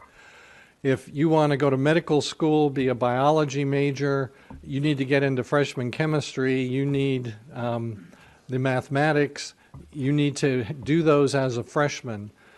So we have pledged to our students that we will provide some of this funding for these gateway courses that are bottlenecks, and we will provide seats. And we'll do the same thing for our transfer students. It's a little more difficult problem because they come wanting upper division courses. But the Tennessee Promise has been such an important program to an affordable 4-year degree. We think that that's important for us to do because it's the right thing. The opportunity to have some financial aid increase also, about 20% of this funding would go back to financial aid to help those students who are at risk financially. It will still position us, I think, in the middle of the pack with the tuition and fees for the 4-year institutions in the state, but will allow us to get from 48% 6-year graduation rate from our campus, 62% overall from a public university in Tennessee. But how do we get to 60%? We're certainly plotting a strategy for a 75% goal. That's where we want to be. That's a little harder model, some different things to do. But with this funding in place, that's where we're setting our goal, is to get students out in 4 years, to provide expanded career services for them is also a part of this, so that we can connect them with internship opportunities, that's good for business, it's good for our students. And so primarily, those are the areas where we're going to put the funding. We're starting a faculty in residence in some residence halls this year where some of our living learning communities, we have a faculty member who is going to live in the residence hall and conduct programs. And we've got this in engineering, teacher education, and business. And some of the cohort model of getting students to form a bond. If you're not doing good, your friend's looking out, okay, you need to go ask some questions. And that's one of the biggest frustrations, I think, is that I had as a classroom instructor teaching chemistry, is students who were confused wouldn't come in and ask until it was too late. So creating an environment where students can get to know faculty and understand why our faculty are on our campus, we think is really important. And so that's kind of an overview of what we will do. You notice the improvement that UT Knoxville had on their graduation rates and the same kinds of programs, best practices, trying to share best ideas. We're certainly doing that as a system and as a state, and regionally, the UT Martin Student Success Summit drew people from nearby states also sharing best practices. So I think we're trying to use all the information we can to put behind our students and see them successful. This is not a how many seats are we going to fill, but how many students are we going to graduate approach to higher ed. Thank you.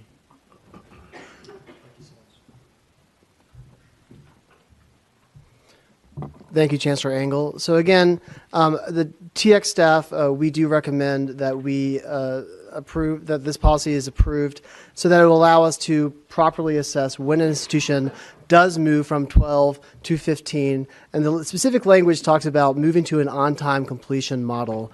That will give us that ability to do so. I'm happy to answer any questions. All right, very good. On your agenda, ladies and gentlemen, this is item 5A. We're going to vote on this as a single item. Items B and C, we're going to vote in a combined vote, just to clarify that. So item 5E, the floor is open for tuition policy revision. I'm going to move approval, but I would just encourage members of the audience to be on your toes because Stephen might call on you to present any moment now.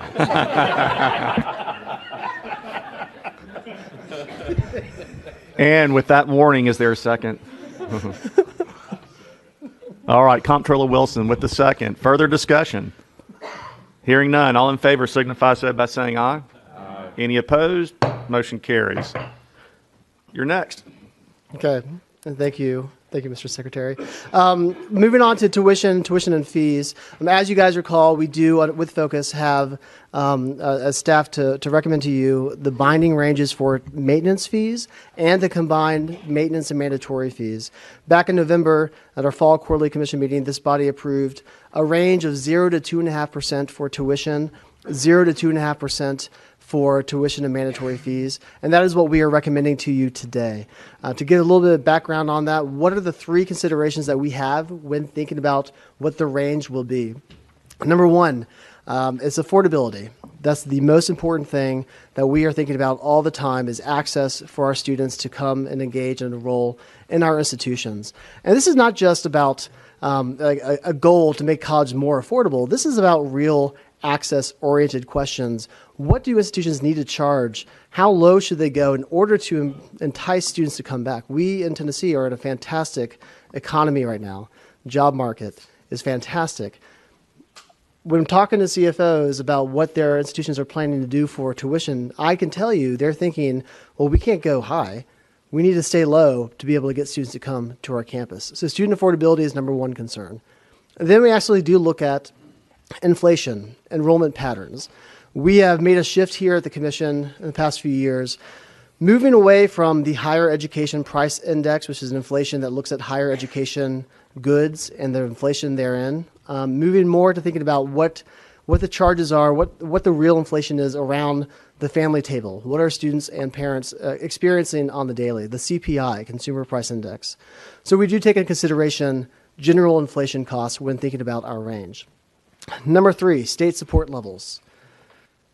What is the state doing for higher education? Well, this has been a fantastic year, and Lou Hanneman will go into further detail about this, but we've received $56 million from the state for our community colleges, universities, and TCATs. How does that influence tuition? An important reminder, though, about that. The overall higher education enterprise in the state for community colleges, universities, and TCATs, all the money that's spent on education alone, so education activities, not athletics, not residence halls, not cafeterias, is about $3 billion. With a CPI of around 2.2 to 2.3 right now, that tells us that institutions need higher education just to stay at inflation levels, stay constant where we have been. That is approaching $70, $80 million in total. We did receive $56 million. As a reminder, $34 million of that is due to expansion and outcomes. We had unprecedented growth in outcomes this year, largely due to Tennessee Promise in the community college sector, also due to graduation rates. Our institutions are performing at the highest levels they've ever performed. $22 million of that was to recognize a 2% salary increase at our institutions. That's coming from the state. As a reminder, that 2% is the state subsidy of the overall 2% increase. It's not the fully funded 2% increase for institutions. The expectation is that institutions use tuition to subsidize the remaining part of that 2%. So where does that get us? That gets us at a 0 to 2.5% range. To actually maintain with CPI inflation, I would argue that that range could be 0 to 3, 0 to 3.2%. A 0 to 2.5% actually has institutions coming just under where CPI puts them. So we're asking them to find ways to streamline their costs. Last year, the average tuition increase was 2.3%. I want to keep in mind that part of that was from University of Memphis, UT Knoxville, being at 0%. So that does bring down that average, and we commend University of Memphis and UT Knoxville for doing that. But last year, all institutions came under 3%. With a 0 to 2.5% range, we're talking about the university average of an increase of about $200. At half that range, $100. And you can see what happens to the TCATs at 2.5%. That's a $96 increase for the year. Half that, $48. What this does for higher education overall in the state, we show this graph often, and it is an annual increase in tuition that we've seen in our higher education institutions. This will be the 5th year in a row that we are coming in under 4%. It would be the 5th year in a row where we can say this has been the lowest increases in tuition over a 40-year history. I do want to point out that we are concerned about tuition growth in general. This is not a cumulative graph. This is an annual graph. But we do take into consideration how has tuition grown over the time. We're not showing that here, but with these small increases on the annual, we are keeping it low and we're keeping it well within inflation.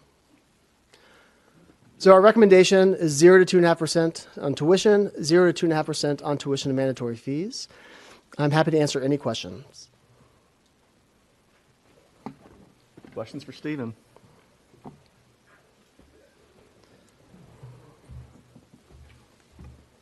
What's the cumulative tuition increase, say, over the last 5 years? It started 105 years ago. What is it today? 105 years ago? The cumulative over the last 5 years, I don't have that number off the top of my head, but I can look into that and get that to you as soon as this meeting is over. Even within the last 3 years, though, the we're average talking is about the always, average is 3%. So right, yes. So you would be looking at somewhere. Most campuses has ended up between 2 and 3% the last 5 years. So that I think would lead you to that number. So over the last 5. Yeah, that's well within the consideration of it. Under 20%. 16, 17 cumulative percent.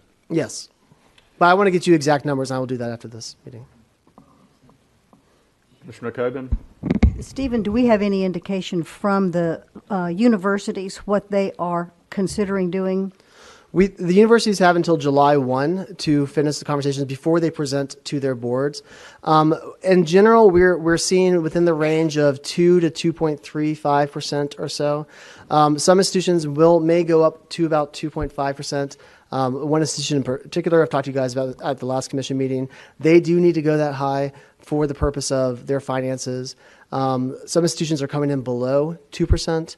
But you'll see most of them are going to be in that lower 2 and change range. Okay, thank you. Other questions or comments? Stephen, thanks. Okay. All right, the floor is open. Again, we'll take these combined items 5B and C as one motion.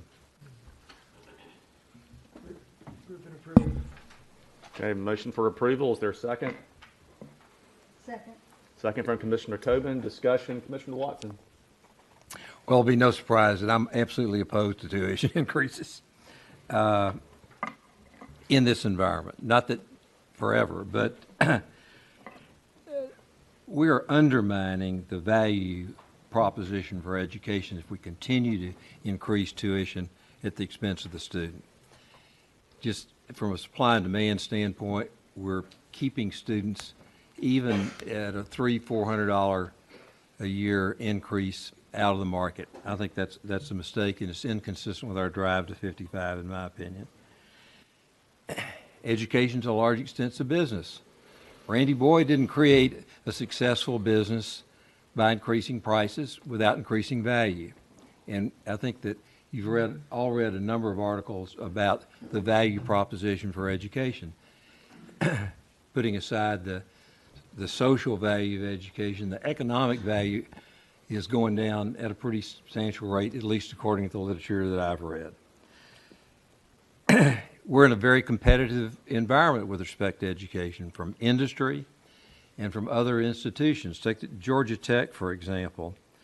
It has combined with Udacity and AT&T to present an online master's degree in computer science, $7,000. A master's for less than what we're talking about tuition for 1 year on average here. Competing educational sources like Khan Academy, I mentioned Udacity, Coursera, where you can get some amazing education for a lot less money.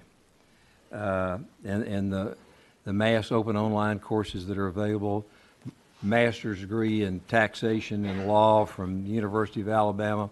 Anyway, we're in a competitive market, and I think that we ought to really be sensitive to how you build a market and operate our institutions more like a business, to cut costs, to cut those services that make you feel good, as opposed to produce graduates and a valuable education.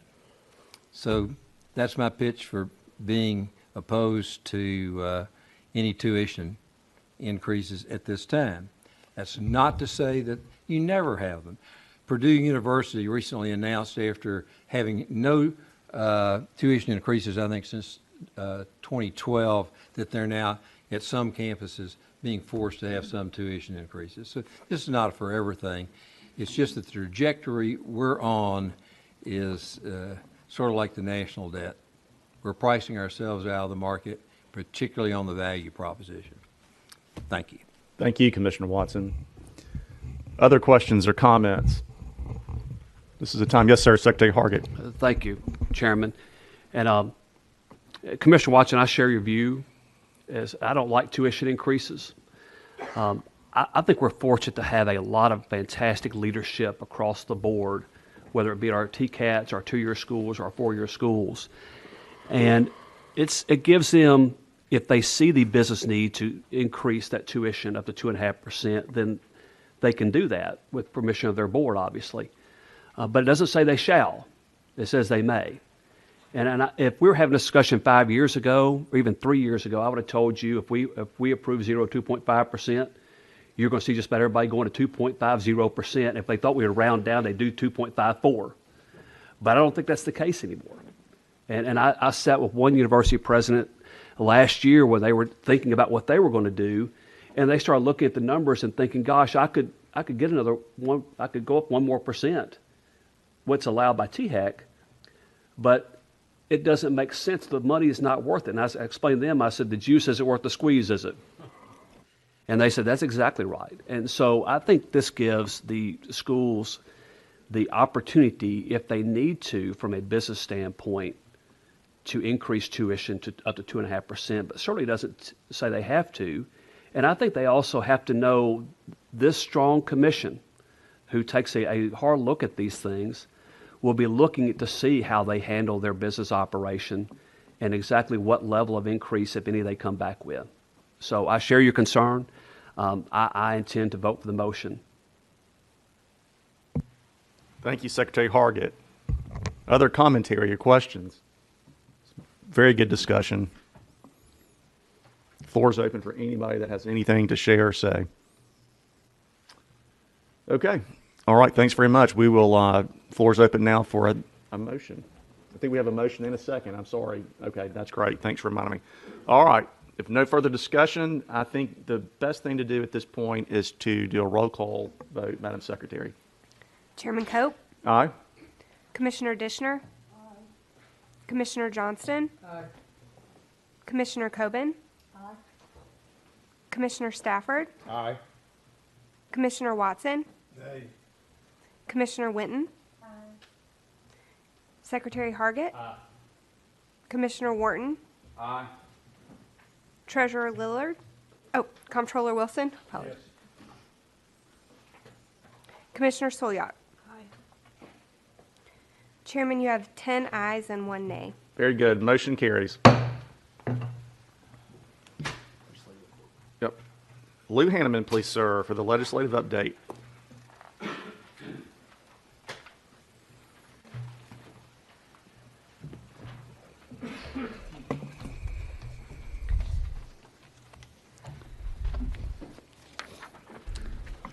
Thank you, Mr. Chairman, Director Kraus, members of the Commission.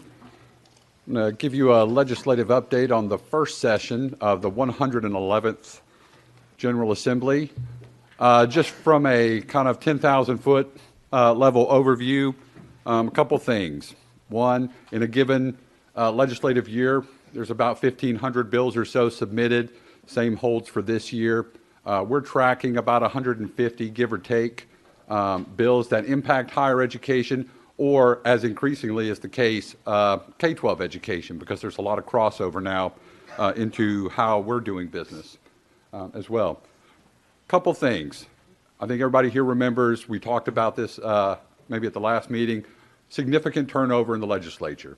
All told, between the House and Senate, we saw about a fourth of the General Assembly either adopt new roles or come in as new members. This represented an opportunity, actually, for the Higher Education Commission that we haven't exercised before. One, we brought in legislative budget analysis staff and the staff from the education committees for a deep dive, a sausage-making 101 process, if you will, into all of higher education, particularly on the finance side, but also on some of the programmatic side, so that the staff, particularly for these new members, had a better grasp and better understanding of what's behind some of the policies we've rolled out in recent years. We also had an opportunity, working with the previous House leadership, to do a Higher Education 101 for the new members coming in. We had about 25 or so of the 28 new members present for that event. We were able to walk them through where higher education has come from and where it's been over the last 5 to 10 years, and give them a framework of understanding as they move forward into the policymaking phase of their role as legislators. One other structural change for us in the higher education community, we had a new chairman on the House education side, Representative Mark White from Memphis. We also had a return to a higher education subcommittee. This was, jovially known as the Memphis Higher Education Subcommittee, if you will, or the West Tennessee Higher Education Committee. But it was 6 members, most of them from West Tennessee, and then you had Representative Cochran from over in Inglewood. It was a very effective committee, and it was also a streamlining opportunity for higher education. All of our issues were really handled out of one committee.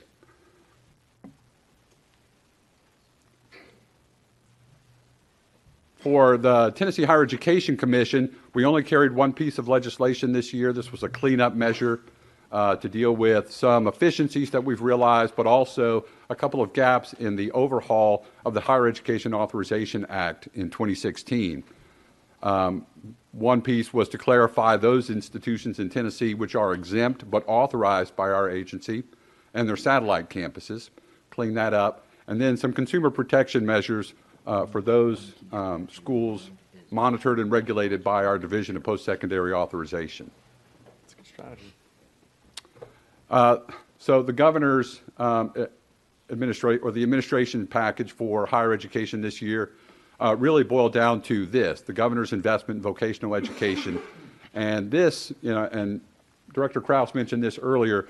This was the part of the GIVE initiative really focused on dual enrollment, and it really boils down to this: the lottery program will fund 4 CTE courses for students in high-need fields around the state.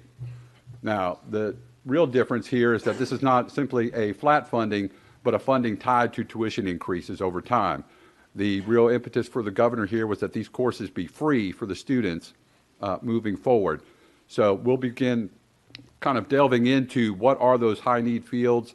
THEC really has the authority to determine what those are based on reports from various stakeholders and from some of our own generated information.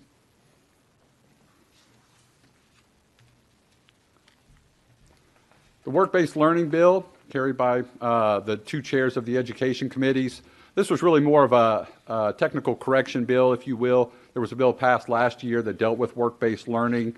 It had a couple of issues in it.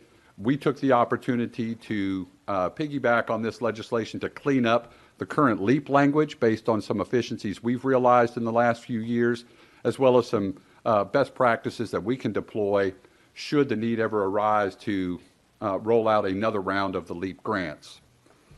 Additionally, there is a grant program for employers tied to that legislation that THEC will become a partner in kind of navigating that and implementing that grant program moving forward.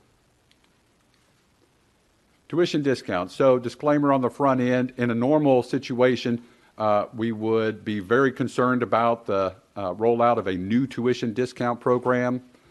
This one is a little bit of a special situation. One, it stems from personal tragedy for one of the members in the Senate, and at least a constituent from their district. This bill is known as Michelle's Law, and what it does is it allows dependents of school teachers who are not enrolled in college currently to be eligible for the 25% discount should their parent die prior to the student enrolling in college. So while they're fully employed, if they pass away, their dependents are still eligible for that 25% discount that they would get should they reach the age of college going. For a point of reference, back in 1997, we did this for state employees. Back then, the fiscal note was deemed insignificant. Over those 20 years or so, it's risen to about $16,000. Again, the fiscal concern here was not all that great, but we do caution the legislature on a regular basis that, from a precedent-setting standpoint, we probably need to address some of the systemic problems with the tuition discounts before we start adding new programs and new initiatives.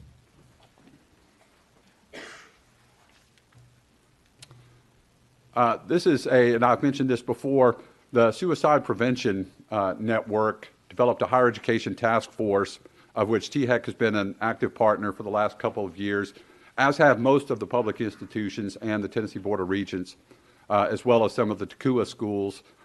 Over the last couple of years, that group has put together a set of standardized protocols for higher education to address what is increasingly becoming the fastest rising issue on college campuses, and that is suicidal ideation and mental health issues.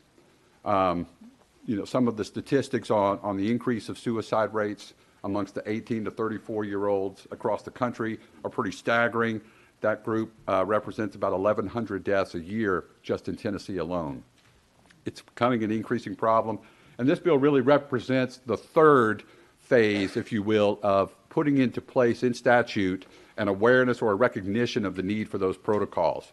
We've done similar initiatives before for state agencies as well as for K-12. This kind of represents the third leg of the tripod, if you will, for higher education. THEC worked with UT as well as some of the other institutions and the Suicide Prevention Network on this language, and it did pass and move forward. So on the face of it, this would not have been a higher education bill per se, but the way this bill was constructed, the revenue streams off of the sports betting and online gambling legislation will go through the lottery. And so there's basically two streams that we need to be aware of coming out of this legislation as it was adopted. One, about an $8 million stream is projected to roll into the Tennessee Promise Special Reserve Account. Why is this important? Well, aside from just the outright money, this will move Tennessee Promise, should the projections be met, to a place of sustainability a lot sooner than we had ever predicted. The other stream is a stream directly into the TELS lottery program of about $20 million or so in the first year, but $40 million moving forward. Again, a pretty substantial amount of money. I'll preface this, as we move past this bill and into a few lottery bills. One of the problems with a massive increase in revenue is, kind of this sense that, well, now we can expand programs equally as rapidly. I think a bit of caution here. One of the things that came up repeatedly in testimony was that the projected revenues off of programs like this don't always meet expectations. And so, some caution might be in order there. But we'll watch this. Implementation, of course, is going to take some time. Our space in this is really from a financial aid administration standpoint, looking at new revenues. So as I mentioned, we're going to move into a few lottery bills that passed. One thing you'll notice about the next three bills, there's really minimal fiscal impact. But again, one of our concerns that we often express with the legislature is an issue of precedence. So as you look at this piece of legislation, which makes William R. Moore Technical College in Memphis an eligible institution for Tennessee Promise, in practical terms, it only impacts about 5 of their students. In a precedence, or as a matter of precedence, there are 10, 12 or so other institutions around the state who are positioned similar to William R. Moore. They could very easily come back with the same argument that William R. Moore made this year, and then all of a sudden we have a pretty significant increase in eligible institutions. Can I ask a question about that? Yes, sir. So I was in Memphis recently. Somebody brought that up to me. How did that happen? That's probably a big question, but how did that happen and the other schools did not get included as well? Was there any discussion about that in committee? Because I have to tell you, I didn't pay attention to that bill during the session, and I was surprised when I was in Memphis, somebody brought it up to me. I'll defer to Mike here in just a second. I would just say this, that the sponsors of the legislation were very intentional about making an exception for this institution. This is typically how we have treated these types of institutions, is on a case-by-case basis. There's a precedence, not so much for Tennessee Promise, but for other parts of the scholarship programs that we have made those types of allowances. But I would defer to Mike if he had anything else to add to that. Without channeling the sponsor, Mr. Secretary, what I would say that they did well is they made a case. We're always going to be protective over the lottery funds. I think you want us to be and ask us to be. This is a very, very narrow channel for an institution. It's not without some precedent. Throughout the years, the legislature at various times has added eligible institutions. The compelling policy case that I think won the day was that in Memphis, the need is so deep. You have an institution accredited by the same institution as our TCATs doing vocational work, and I think that was the argument that prevailed in committee. But I would share Lou's sentiment that we're just always going to be very guarded about any new institution. We'll continue to be, and there's no doubt, based on this bill's passage, we'll need to be more protective next year to make sure that other similar arguments aren't made for a fund that ultimately is finite. Well, and frankly, I think that's a pretty good argument. If the two institutions are similarly situated, same accreditation and whatnot, it's hard to argue against that. So do we have, you said 12 others like that? 10 or 12. Okay. All right, thank you. And again, I think, our fallback on issues like this are that we are, generally deferred to the will of the legislature, because when it comes to those types of decisions, they are the final arbiter. But we were given and took advantage of an opportunity to express our fiscal concerns and the concerns about precedents. And then, of course, they can make a decision as they see fit. Another lottery legislation, one a little bit more expensive. What this does is essentially increase from 8 to 10 the total number of dual enrollment courses a student can take. Now, in order to get to that 10, the real allowance is allowing a student who is academically eligible for the Hope Scholarship or has a 3.0 cumulative GPA to take a third dual enrollment course during their junior and senior years in a given semester. They're also allowed to borrow against their future Hope Scholarship in order to pay for that second and or third course. Tennessee Middle College Scholarship, you may remember a couple of years ago we put this into place. There are right now about 8 to 9 middle colleges around the state in our public community colleges. Currently, about only 3 of those actually have active enrollees in this program. This simply moved their award from $600 per semester to $100 per semester. There was an alternative piece of legislation that would have fully funded the tuition and fees for those students. This was deemed a more measured approach.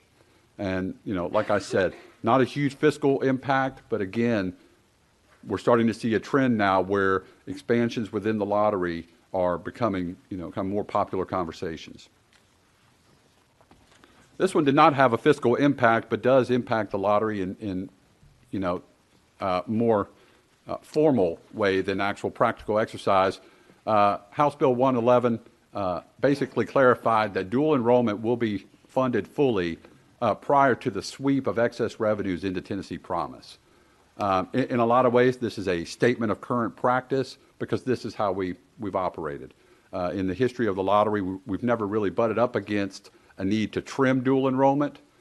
So in a lot of ways, this is simply, we have recognized in recent years with new legislation that dual enrollment is important. Early post-secondary opportunities are critical.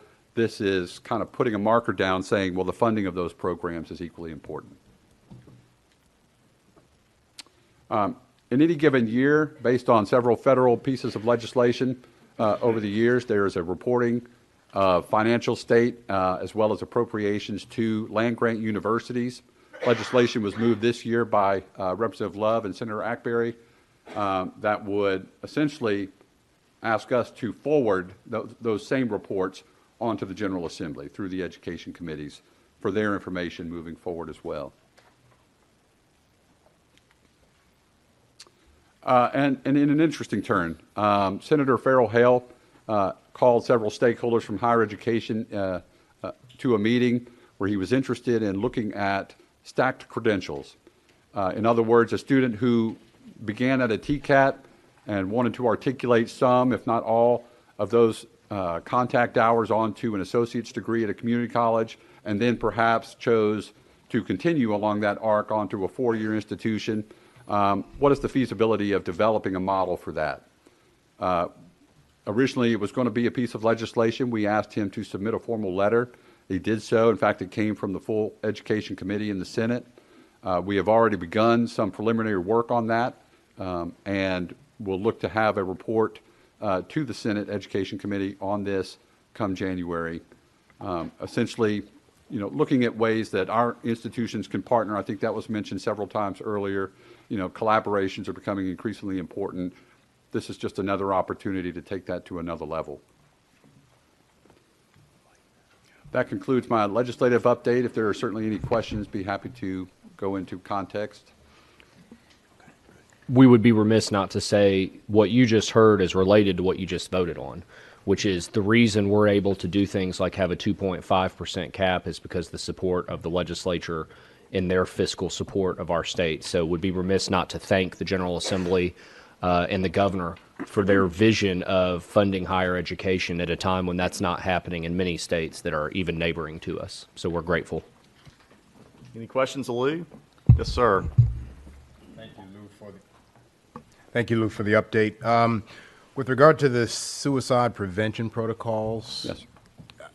One of the things that I've talked about before and expressing concern with regard to mental health on our campuses, the suicide prevention is one piece of that, but then there's also the ideation of domestic terrorism. Is there a connection here, or is the policy for suicide prevention strictly suicide prevention, or is it all mental health regardless of what action might be taken by an individual?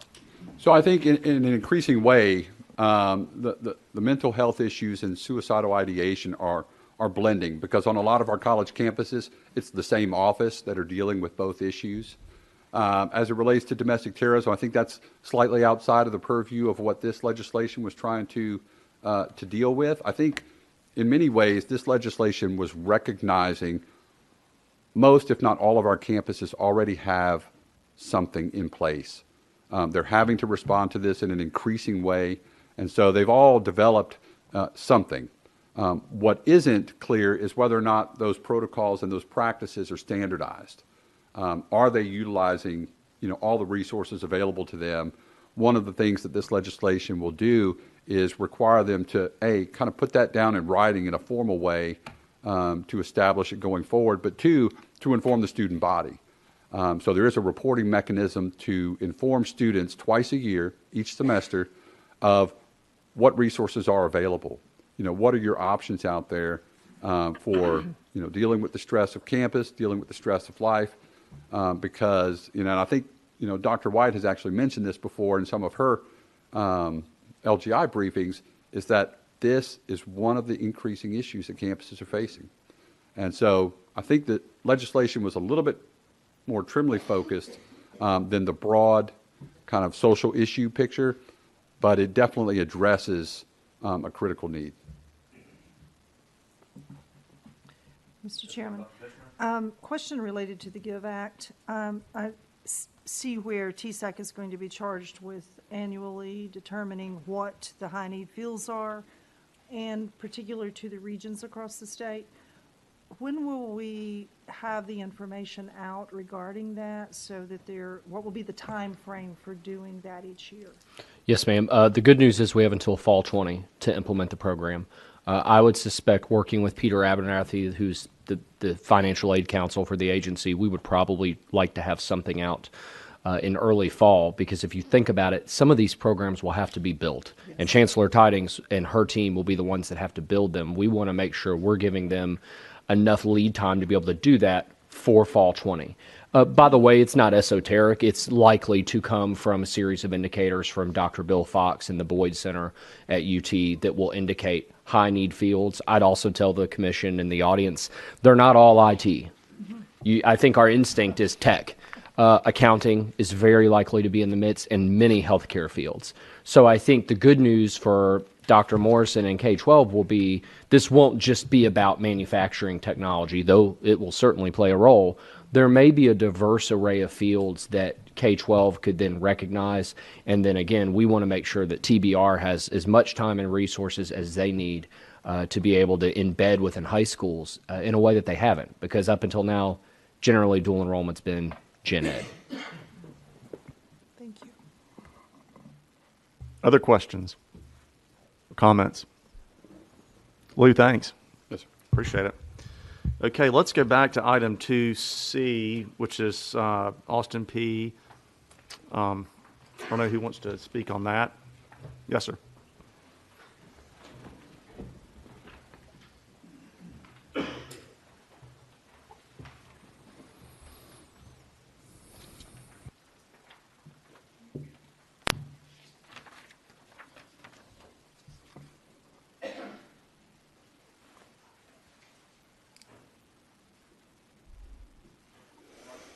Dr. Gandy.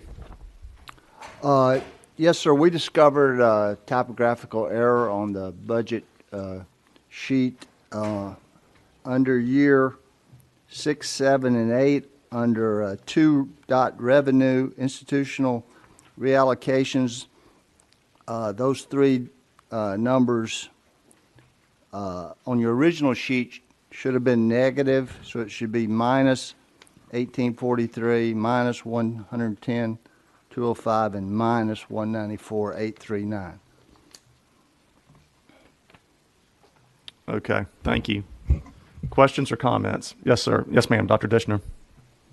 So a couple of questions on the proposal. Well, maybe you want to discuss, do you need to discuss anything about the budget before because my questions are unrelated to that.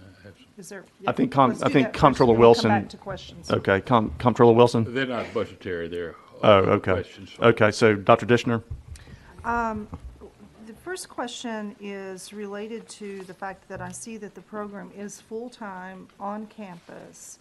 And it appears that with the first graduates only coming 5 years into the program's development, there's also a 1-year requirement for a full-time internship. So I'm just wondering, I'm concerned about the number of students who would be able to take that block of time to complete an advanced degree on a full-time basis and on campus with no online coursework and those types Right. of things. Can you speak to that? Yes. First of all, it's a little bit of a, it's a 4-year degree. So from the first class, they will graduate. So we kind of push that to the beginning of the 5th year, but they will graduate in 4 years.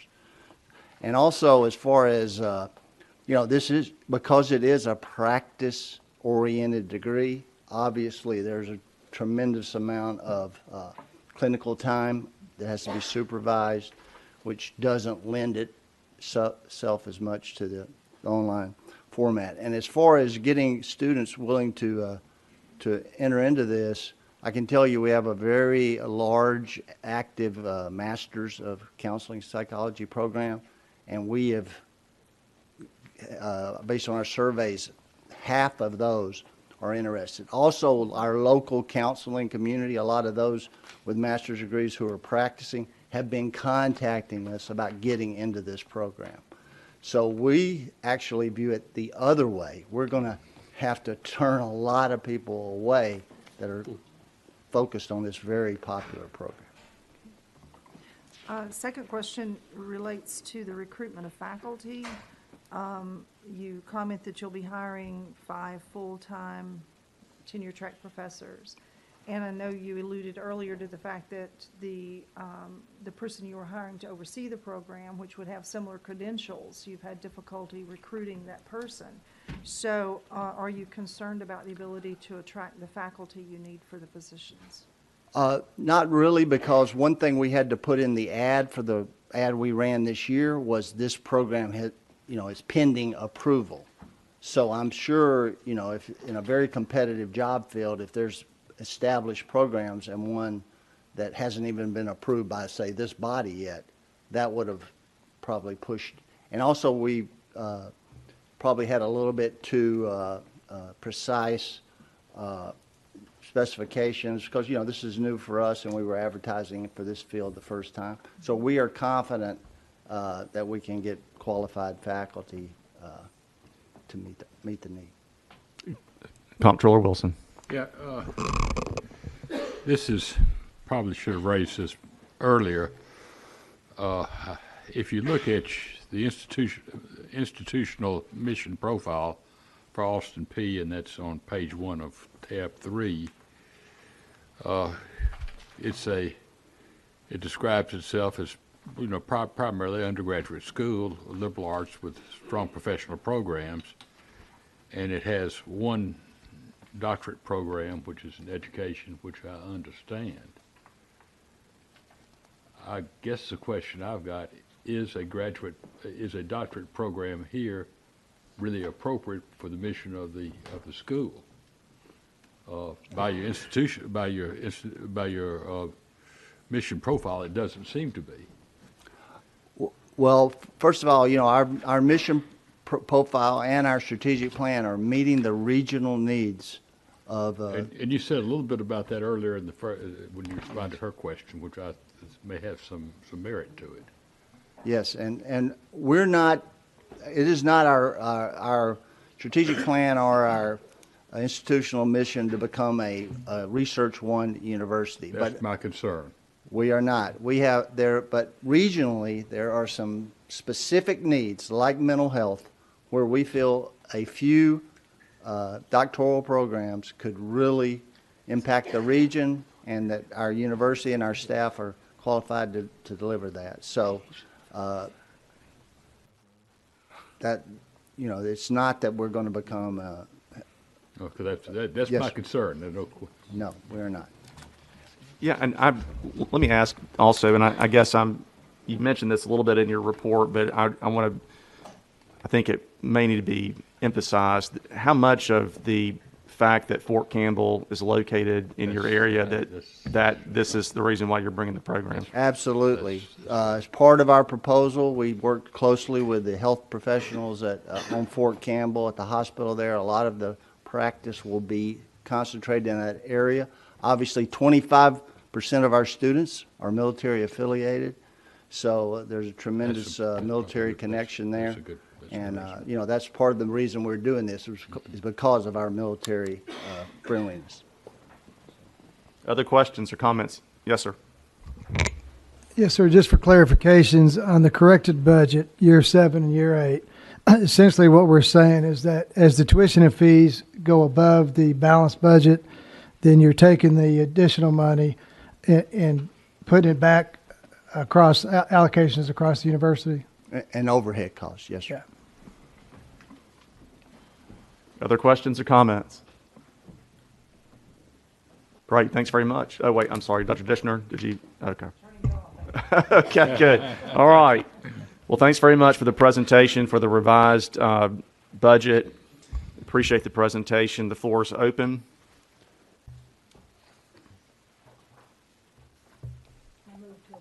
If a motion to approve, is there a second?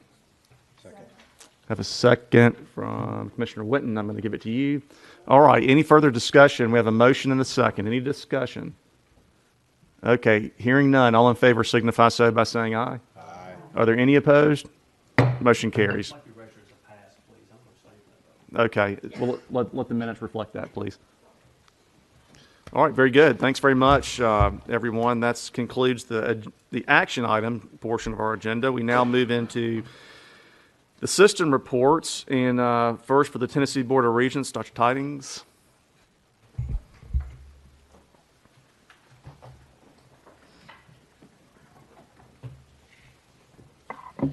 Good afternoon, Chairman Cope, Executive Director Krause, and Commissioners. Thank you for allowing me to present to you this afternoon, and I want to just give you some brief highlights of what we've been up to since the last time that we met.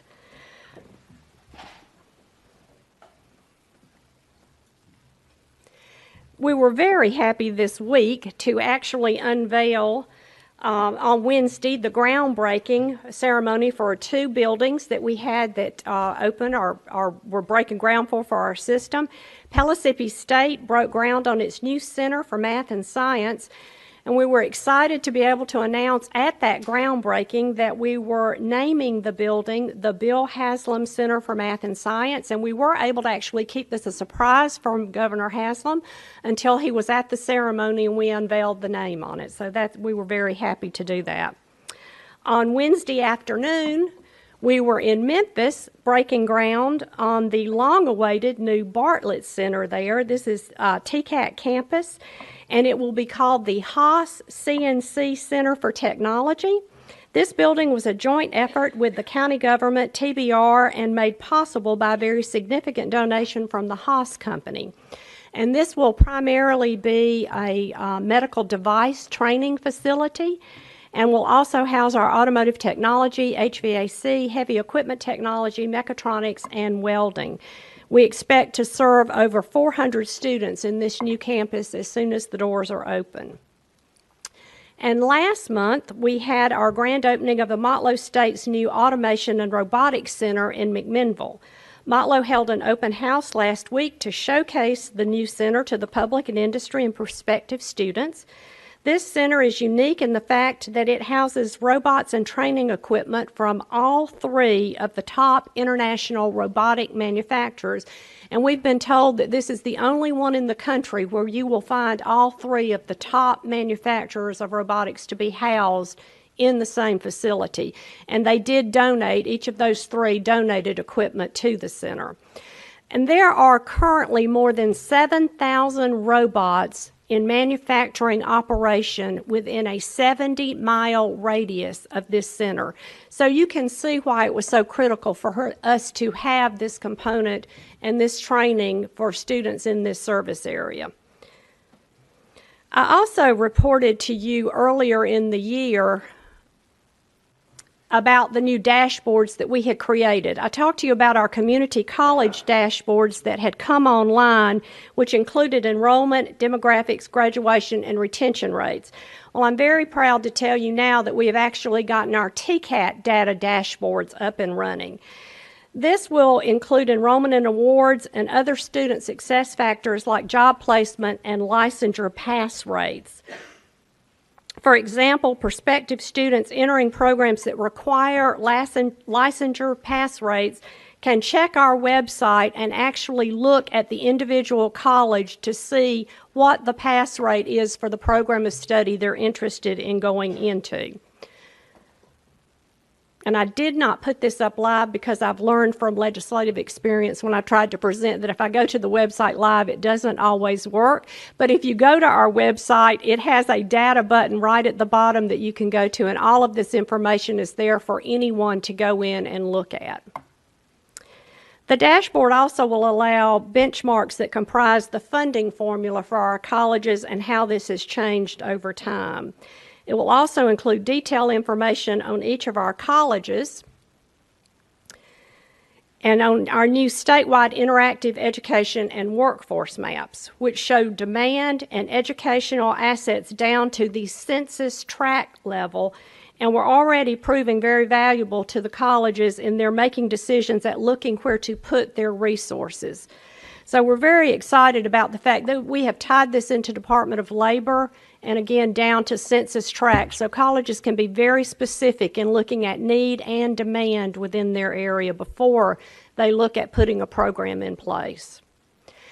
Some other exciting events that we've had going on over the last several weeks was a partnership with CMT, the country music television station, on their Empowering Education program. They selected 4 of our colleges to do a concert tour with. They completely funded and set up these tours across these 4 colleges. The goal was to encourage more individuals, both high school and adults without degrees, especially in our rural areas, to go to college and to earn a degree or a technical certificate. There was a performer, one of their up-and-coming performers was Courtney Cole, and she did a great job of interacting with our students and presenting her aspect of why it's so important to go to college.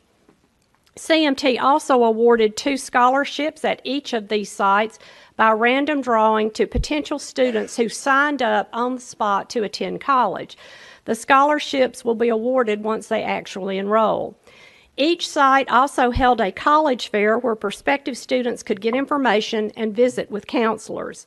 And just before every event, CMT celebrities engaged with a panel of current students and graduates at all 4 colleges about their current experiences and presented this to potential students.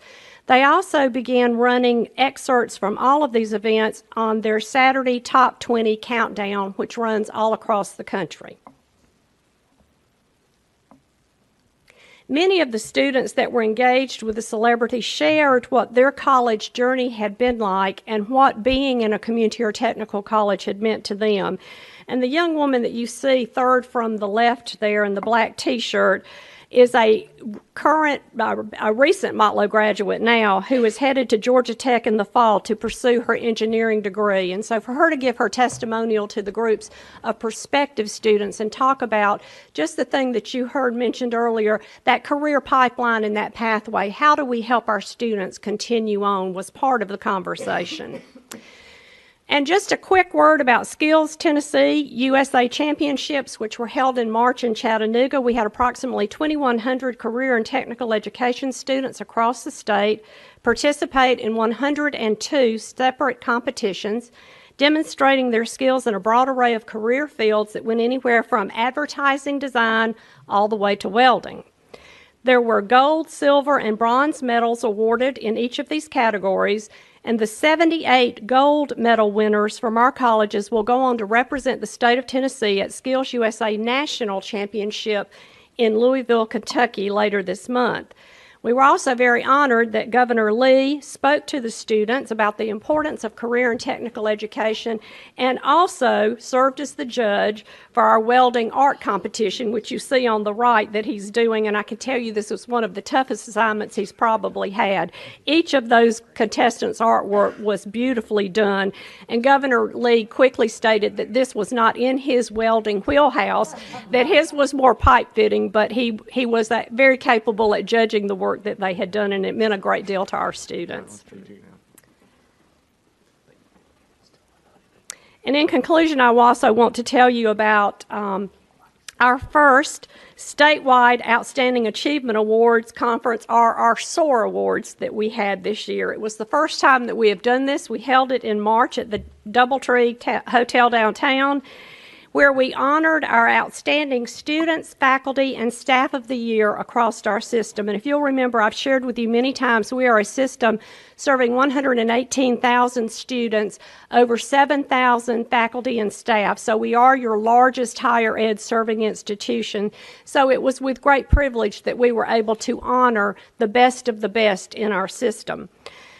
We began the process last fall with college-level selections, who then advanced to regional competition, and 6 finalists for every award advanced to the state-level conference.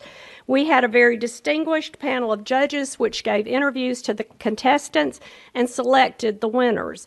The 2-day event included our annual Phi Theta Kappa and National Technical Honor Society luncheon, where we honored the best and the brightest again from every campus across the state.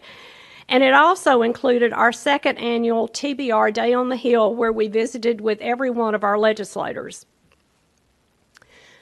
The winners that you see here, Dawn Varney, who was our Shelbyville TCAT student of the year, James Fry on the right bottom, who was our Chattanooga State Outstanding Community College Student of the Year, and the College of the Year that was selected this year was Cleveland State Community College. And if you don't think that they were very honored to have received this award, I wish every one of you could have been there to see Bill Seymour when he got College of the Year. It was very meaningful and impactful. We had a great group of legislators to attend. We had many of you to attend.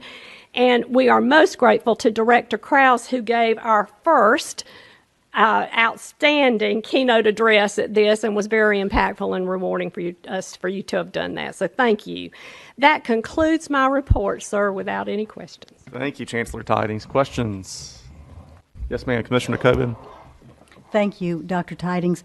A question about your dashboards for the TCATs and the licensure percentages. How does that compare to your warranties on your degrees? I mean, aren't those basically the same thing? Once they finish a certification program, they should be able to pass their licensure exam? Absolutely, absolutely. And if you noted, we had very high pass rates. I saw that. So we're very proud of that, which gave me great comfort in issuing a warranty on our graduates. But if people are unable to pass the licensure pass rate, we do have programs in place that we will help them to try to come back and shore up any deficiencies they might have in being able to pass. It didn't look like there'd be very many that would We need don't that. have many at all. When you have most of them have a 98% or higher pass rate, we don't get many back. Thank you. Other questions, comments? Great. Thank you. Thank you. Randy Boyd.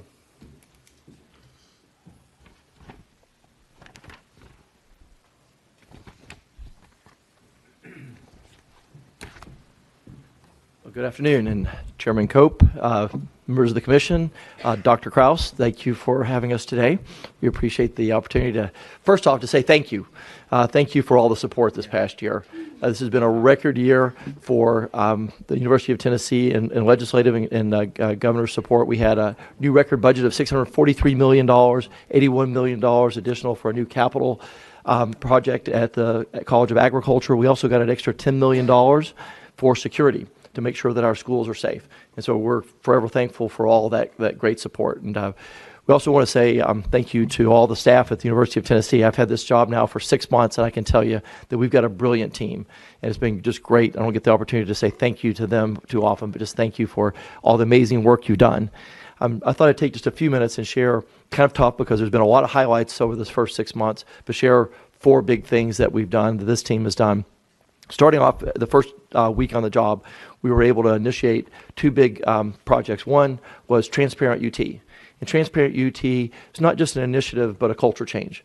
And the idea was to create a culture that was transparent. We think first of what should we share with the public and the rest of our associates. There's now a website called Transparent UT that you can go online and see anything and everything that you could possibly want to know about the University of Tennessee, including salaries and new contracts and whatever might come up. We went back and looked at everything that anybody ever asked for a FOIA request on and just went out and proactively put it on the website. And again, it provides information that the people need, that our teammates need within the system, but more importantly is a change in culture, a culture that says now we are going to be transparent. So that's been a big change in our culture and a big initiative.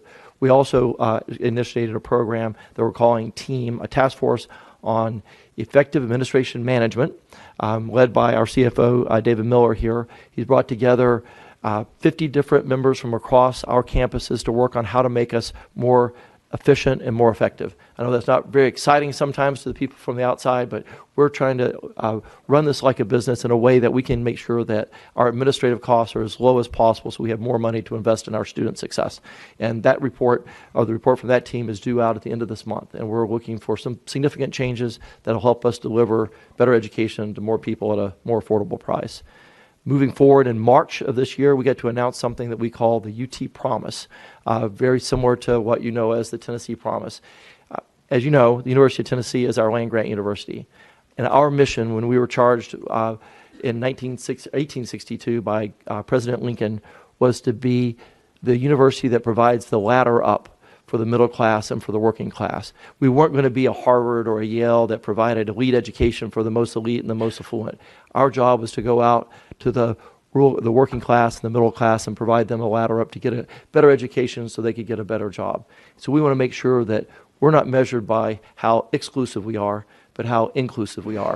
And so this UT Promise allows us to do this. And so in case you missed the storyline, the UT Promise says that if you can earn the right academically to come to any University of Tennessee campus, whether it's Chattanooga or Martin or Knoxville, then you're going to be able to come regardless of finance. If your income is under, your family income is under $50,000, you can come to any one of our campuses free of tuition and fees. But we're going to make sure you're successful. So we're going to also match each one of them up with a mentor to make sure that they're supported. A lot of the lower income students that come to our university are often like myself, like our current chancellor, the first ones in their family's history to ever go to college. So we want to make sure that we give them the extra support that they need. And lastly, we want to have them have some skin in the game. Each semester, they're going to do 4 hours worth of community service or service learning project. So they're giving back to their community that's given so much to them. And we think, and I think Commissioner Watson, to your point, we want to make sure that we keep university affordable. This is not just making it less expensive and making it more attractive for more students to come to our universities. We're also thinking it's going to help us with our retention because fewer students are going to drop out because of finances, because they don't have as much financial burden. We're also confident this will also help us have more students graduate with less debt.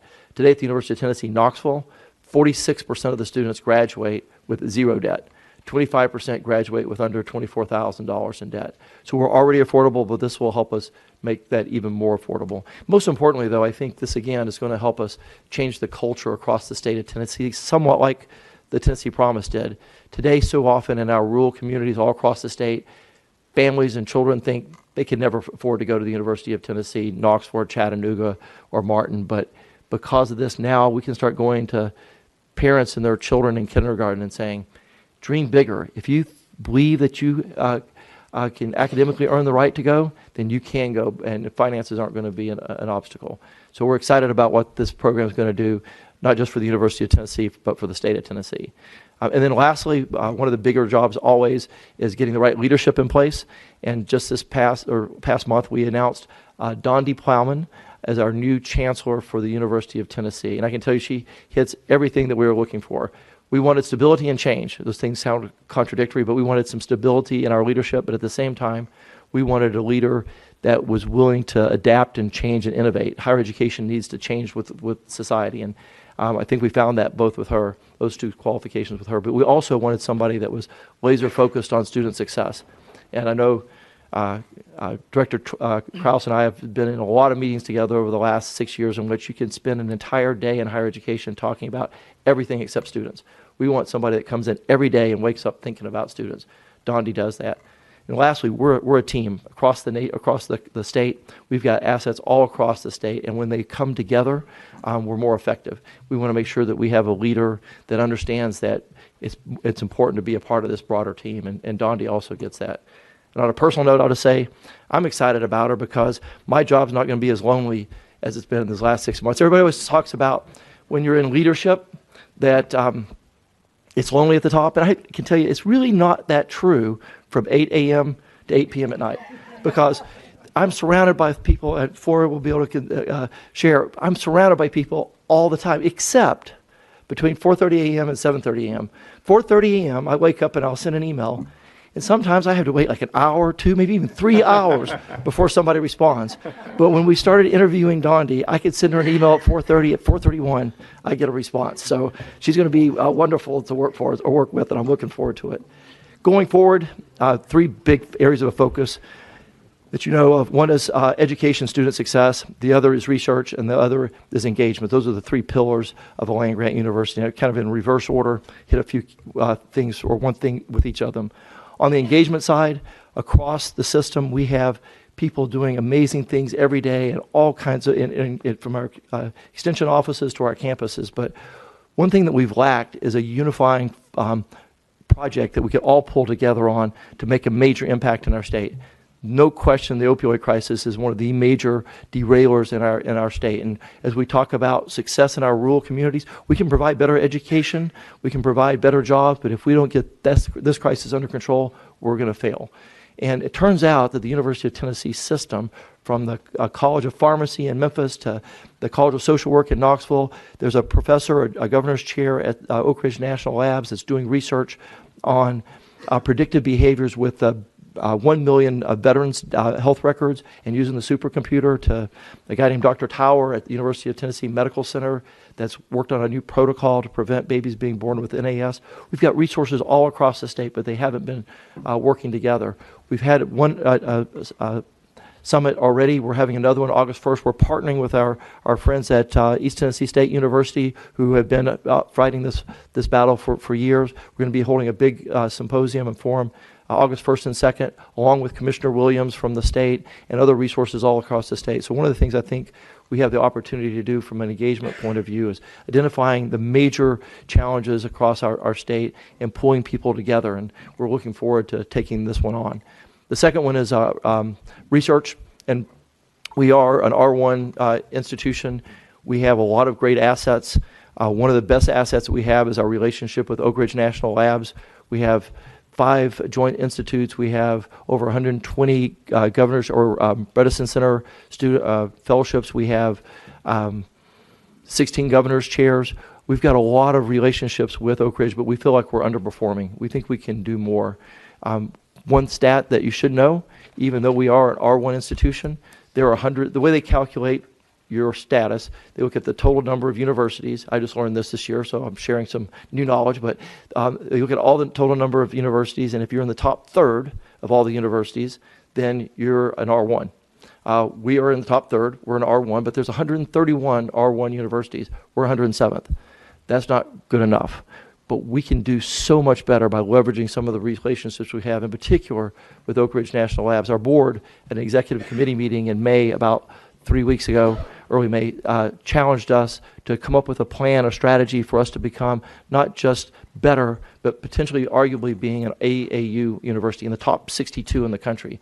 So we're working on some strategies, and we're hopeful that we'll be able to announce some things over the summer that will put us in a trajectory to be able to do that. Not incremental change, but bold transformative change. So stay tuned. We have some work to do, but we think we have a plan.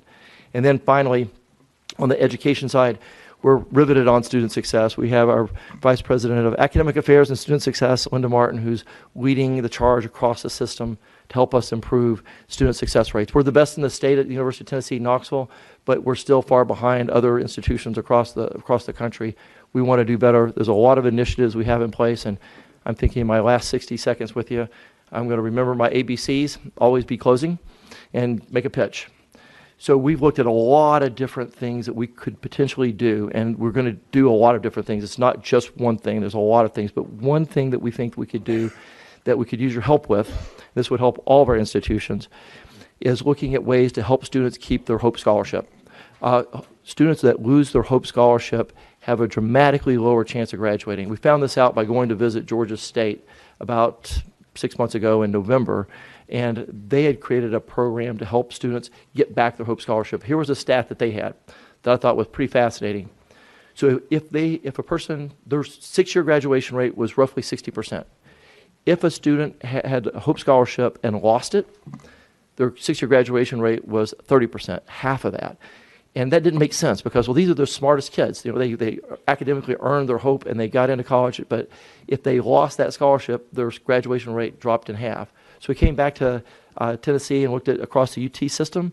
Basically, the exact same stats apply to us. And if you think about it, what happens is they come in with this financial plan of having this scholarship, they lose it, and here's the other problem that they shared with us is that a lot of these students, because they're some of the smartest, most academically successful back in their high school, when they fail that first class in the fall of the first semester, they think, well, I'm not going to let that happen. Next semester, I'm going to take it again. They fail it again, and now they've really lost their scholarship, and they also have lost their hope as well, besides the financial hope. So what Georgia State did was come up with some grants to provide bridge financing so they could get back on their feet, keep keep enrolled, and provided very intentional counseling to make sure that they gave them or counseled them on the right classes to be able to get back on track. We'd love to do something like that in the state of Tennessee. I think it's something that the governor and the legislature could possibly support all of higher education with. And I'd love to see the Tennessee Higher Education Commission and Dr. Krause take a look at ways in which we could do that.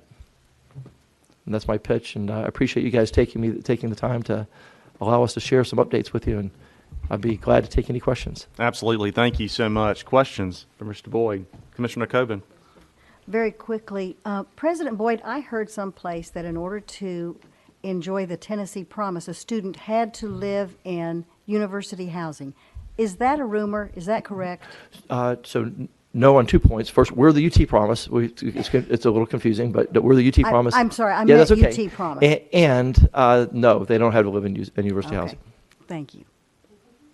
Other comments or questions? Great job. Thank you. You bet. Thank you. All right. I think, Dr. Nolan, are you going to give us the report for the locally governed institutions? Mr. Chairman, while he's coming to the podium, we have just a second.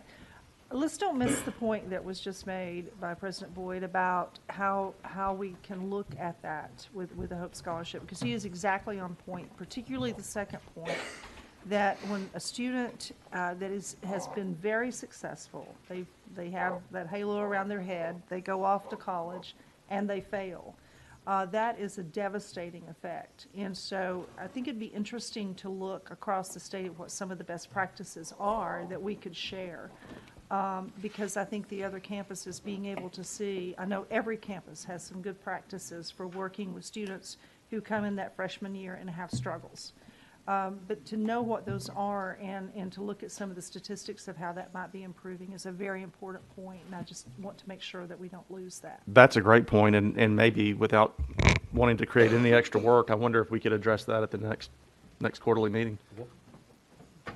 Just have some reporter information shared. Yes, sir. Great point. Okay, Dr. Nolan.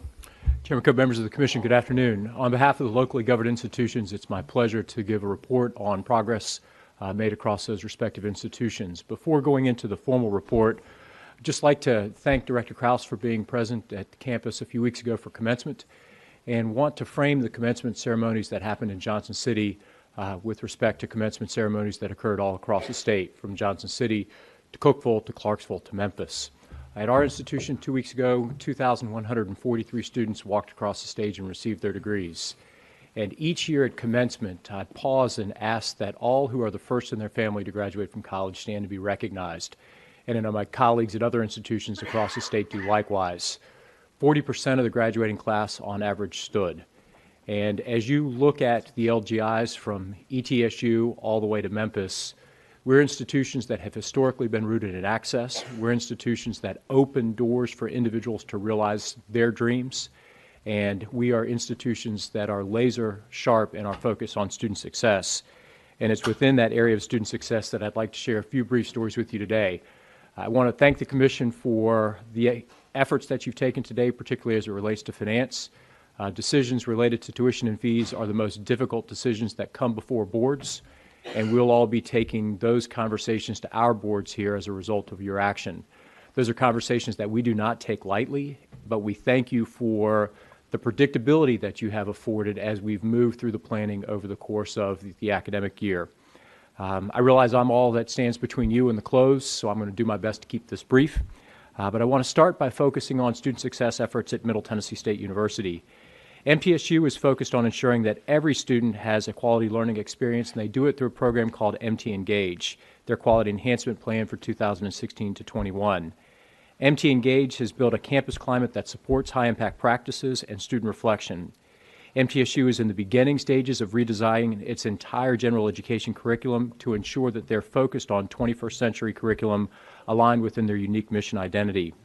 The efforts that they have made to focus on student success have realized a 7.1% increase in retention over a 5-year time period, and that is a significant increase in a very compressed period of time. Similar efforts are underway at the University of Memphis, which has launched their Finish Line program to fulfill 2 of the institution's highest priorities: enhancing re-enrollment growth of students who were in good academic standing but stopped out before earning their degrees, and increasing graduation rates. Academic advisors analyze students' transcripts and professional dossiers to assess opportunities. They've also pushed forward an experiential learning credit program in conjunction with efforts at THEC that give opportunities for individuals with some college but no degree, or working families, to come back and realize that degree outcome. Once completed, students who are in those paths earn 12 credit hours and are guaranteed admission to the University of Memphis. There are presently 180 students in conjunction with that THEC program enrolled this summer and fall at the University of Memphis.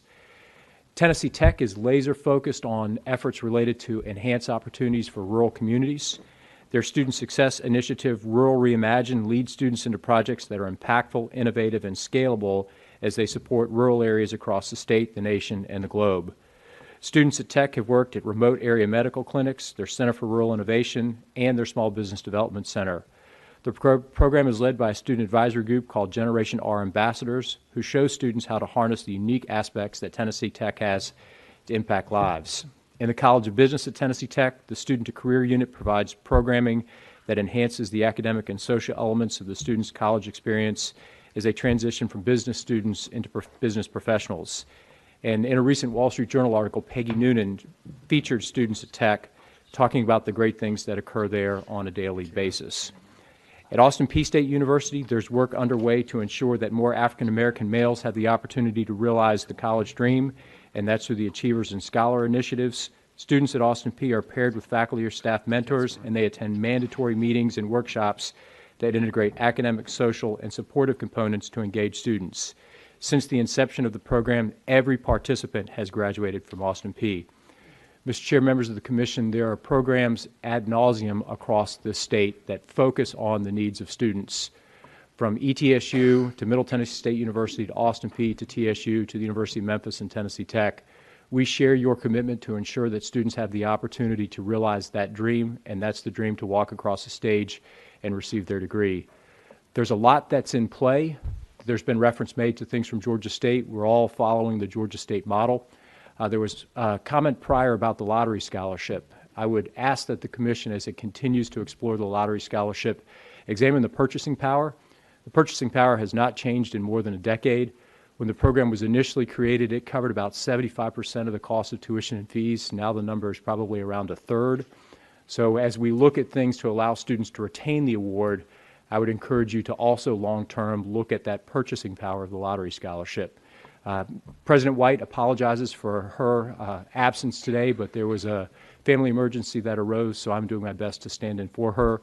Would be pleased to address any questions from the commission. Any questions? Director Krause, did you have one? Or? No? Okay. Any questions or comments? Dr. Nolan, thank you. Thank you very much.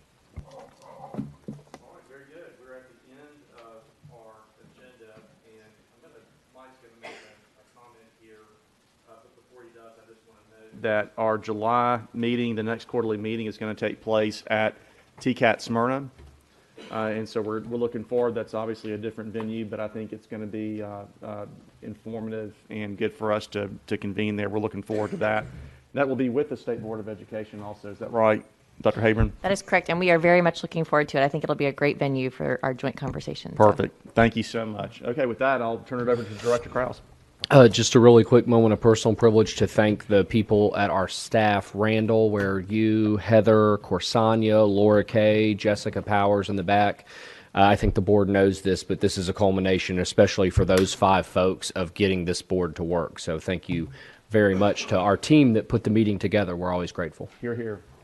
Any other comments, closing comments from anybody? Secretary Hargett. And Chairman, Yes, sir. There's somebody in the audience today who I have been essential to their career, and I know I've been a mentor to in many ways. And anything they have achieved is probably in spite of me. But we have somebody with us today who is a former colleague of mine in the Secretary of State's office and moved on to the Department of Education and is now at SCORE, but is celebrating her birthday today. Annie Freeland is with us today. I know many of you know her, so happy birthday, Annie. Happy birthday. That's a good positive note, Mr. Secretary. Thanks. Anybody else? Any closing comments? If not, we're adjourned. Good meeting. Yeah, it's a good meeting. Good work, everybody.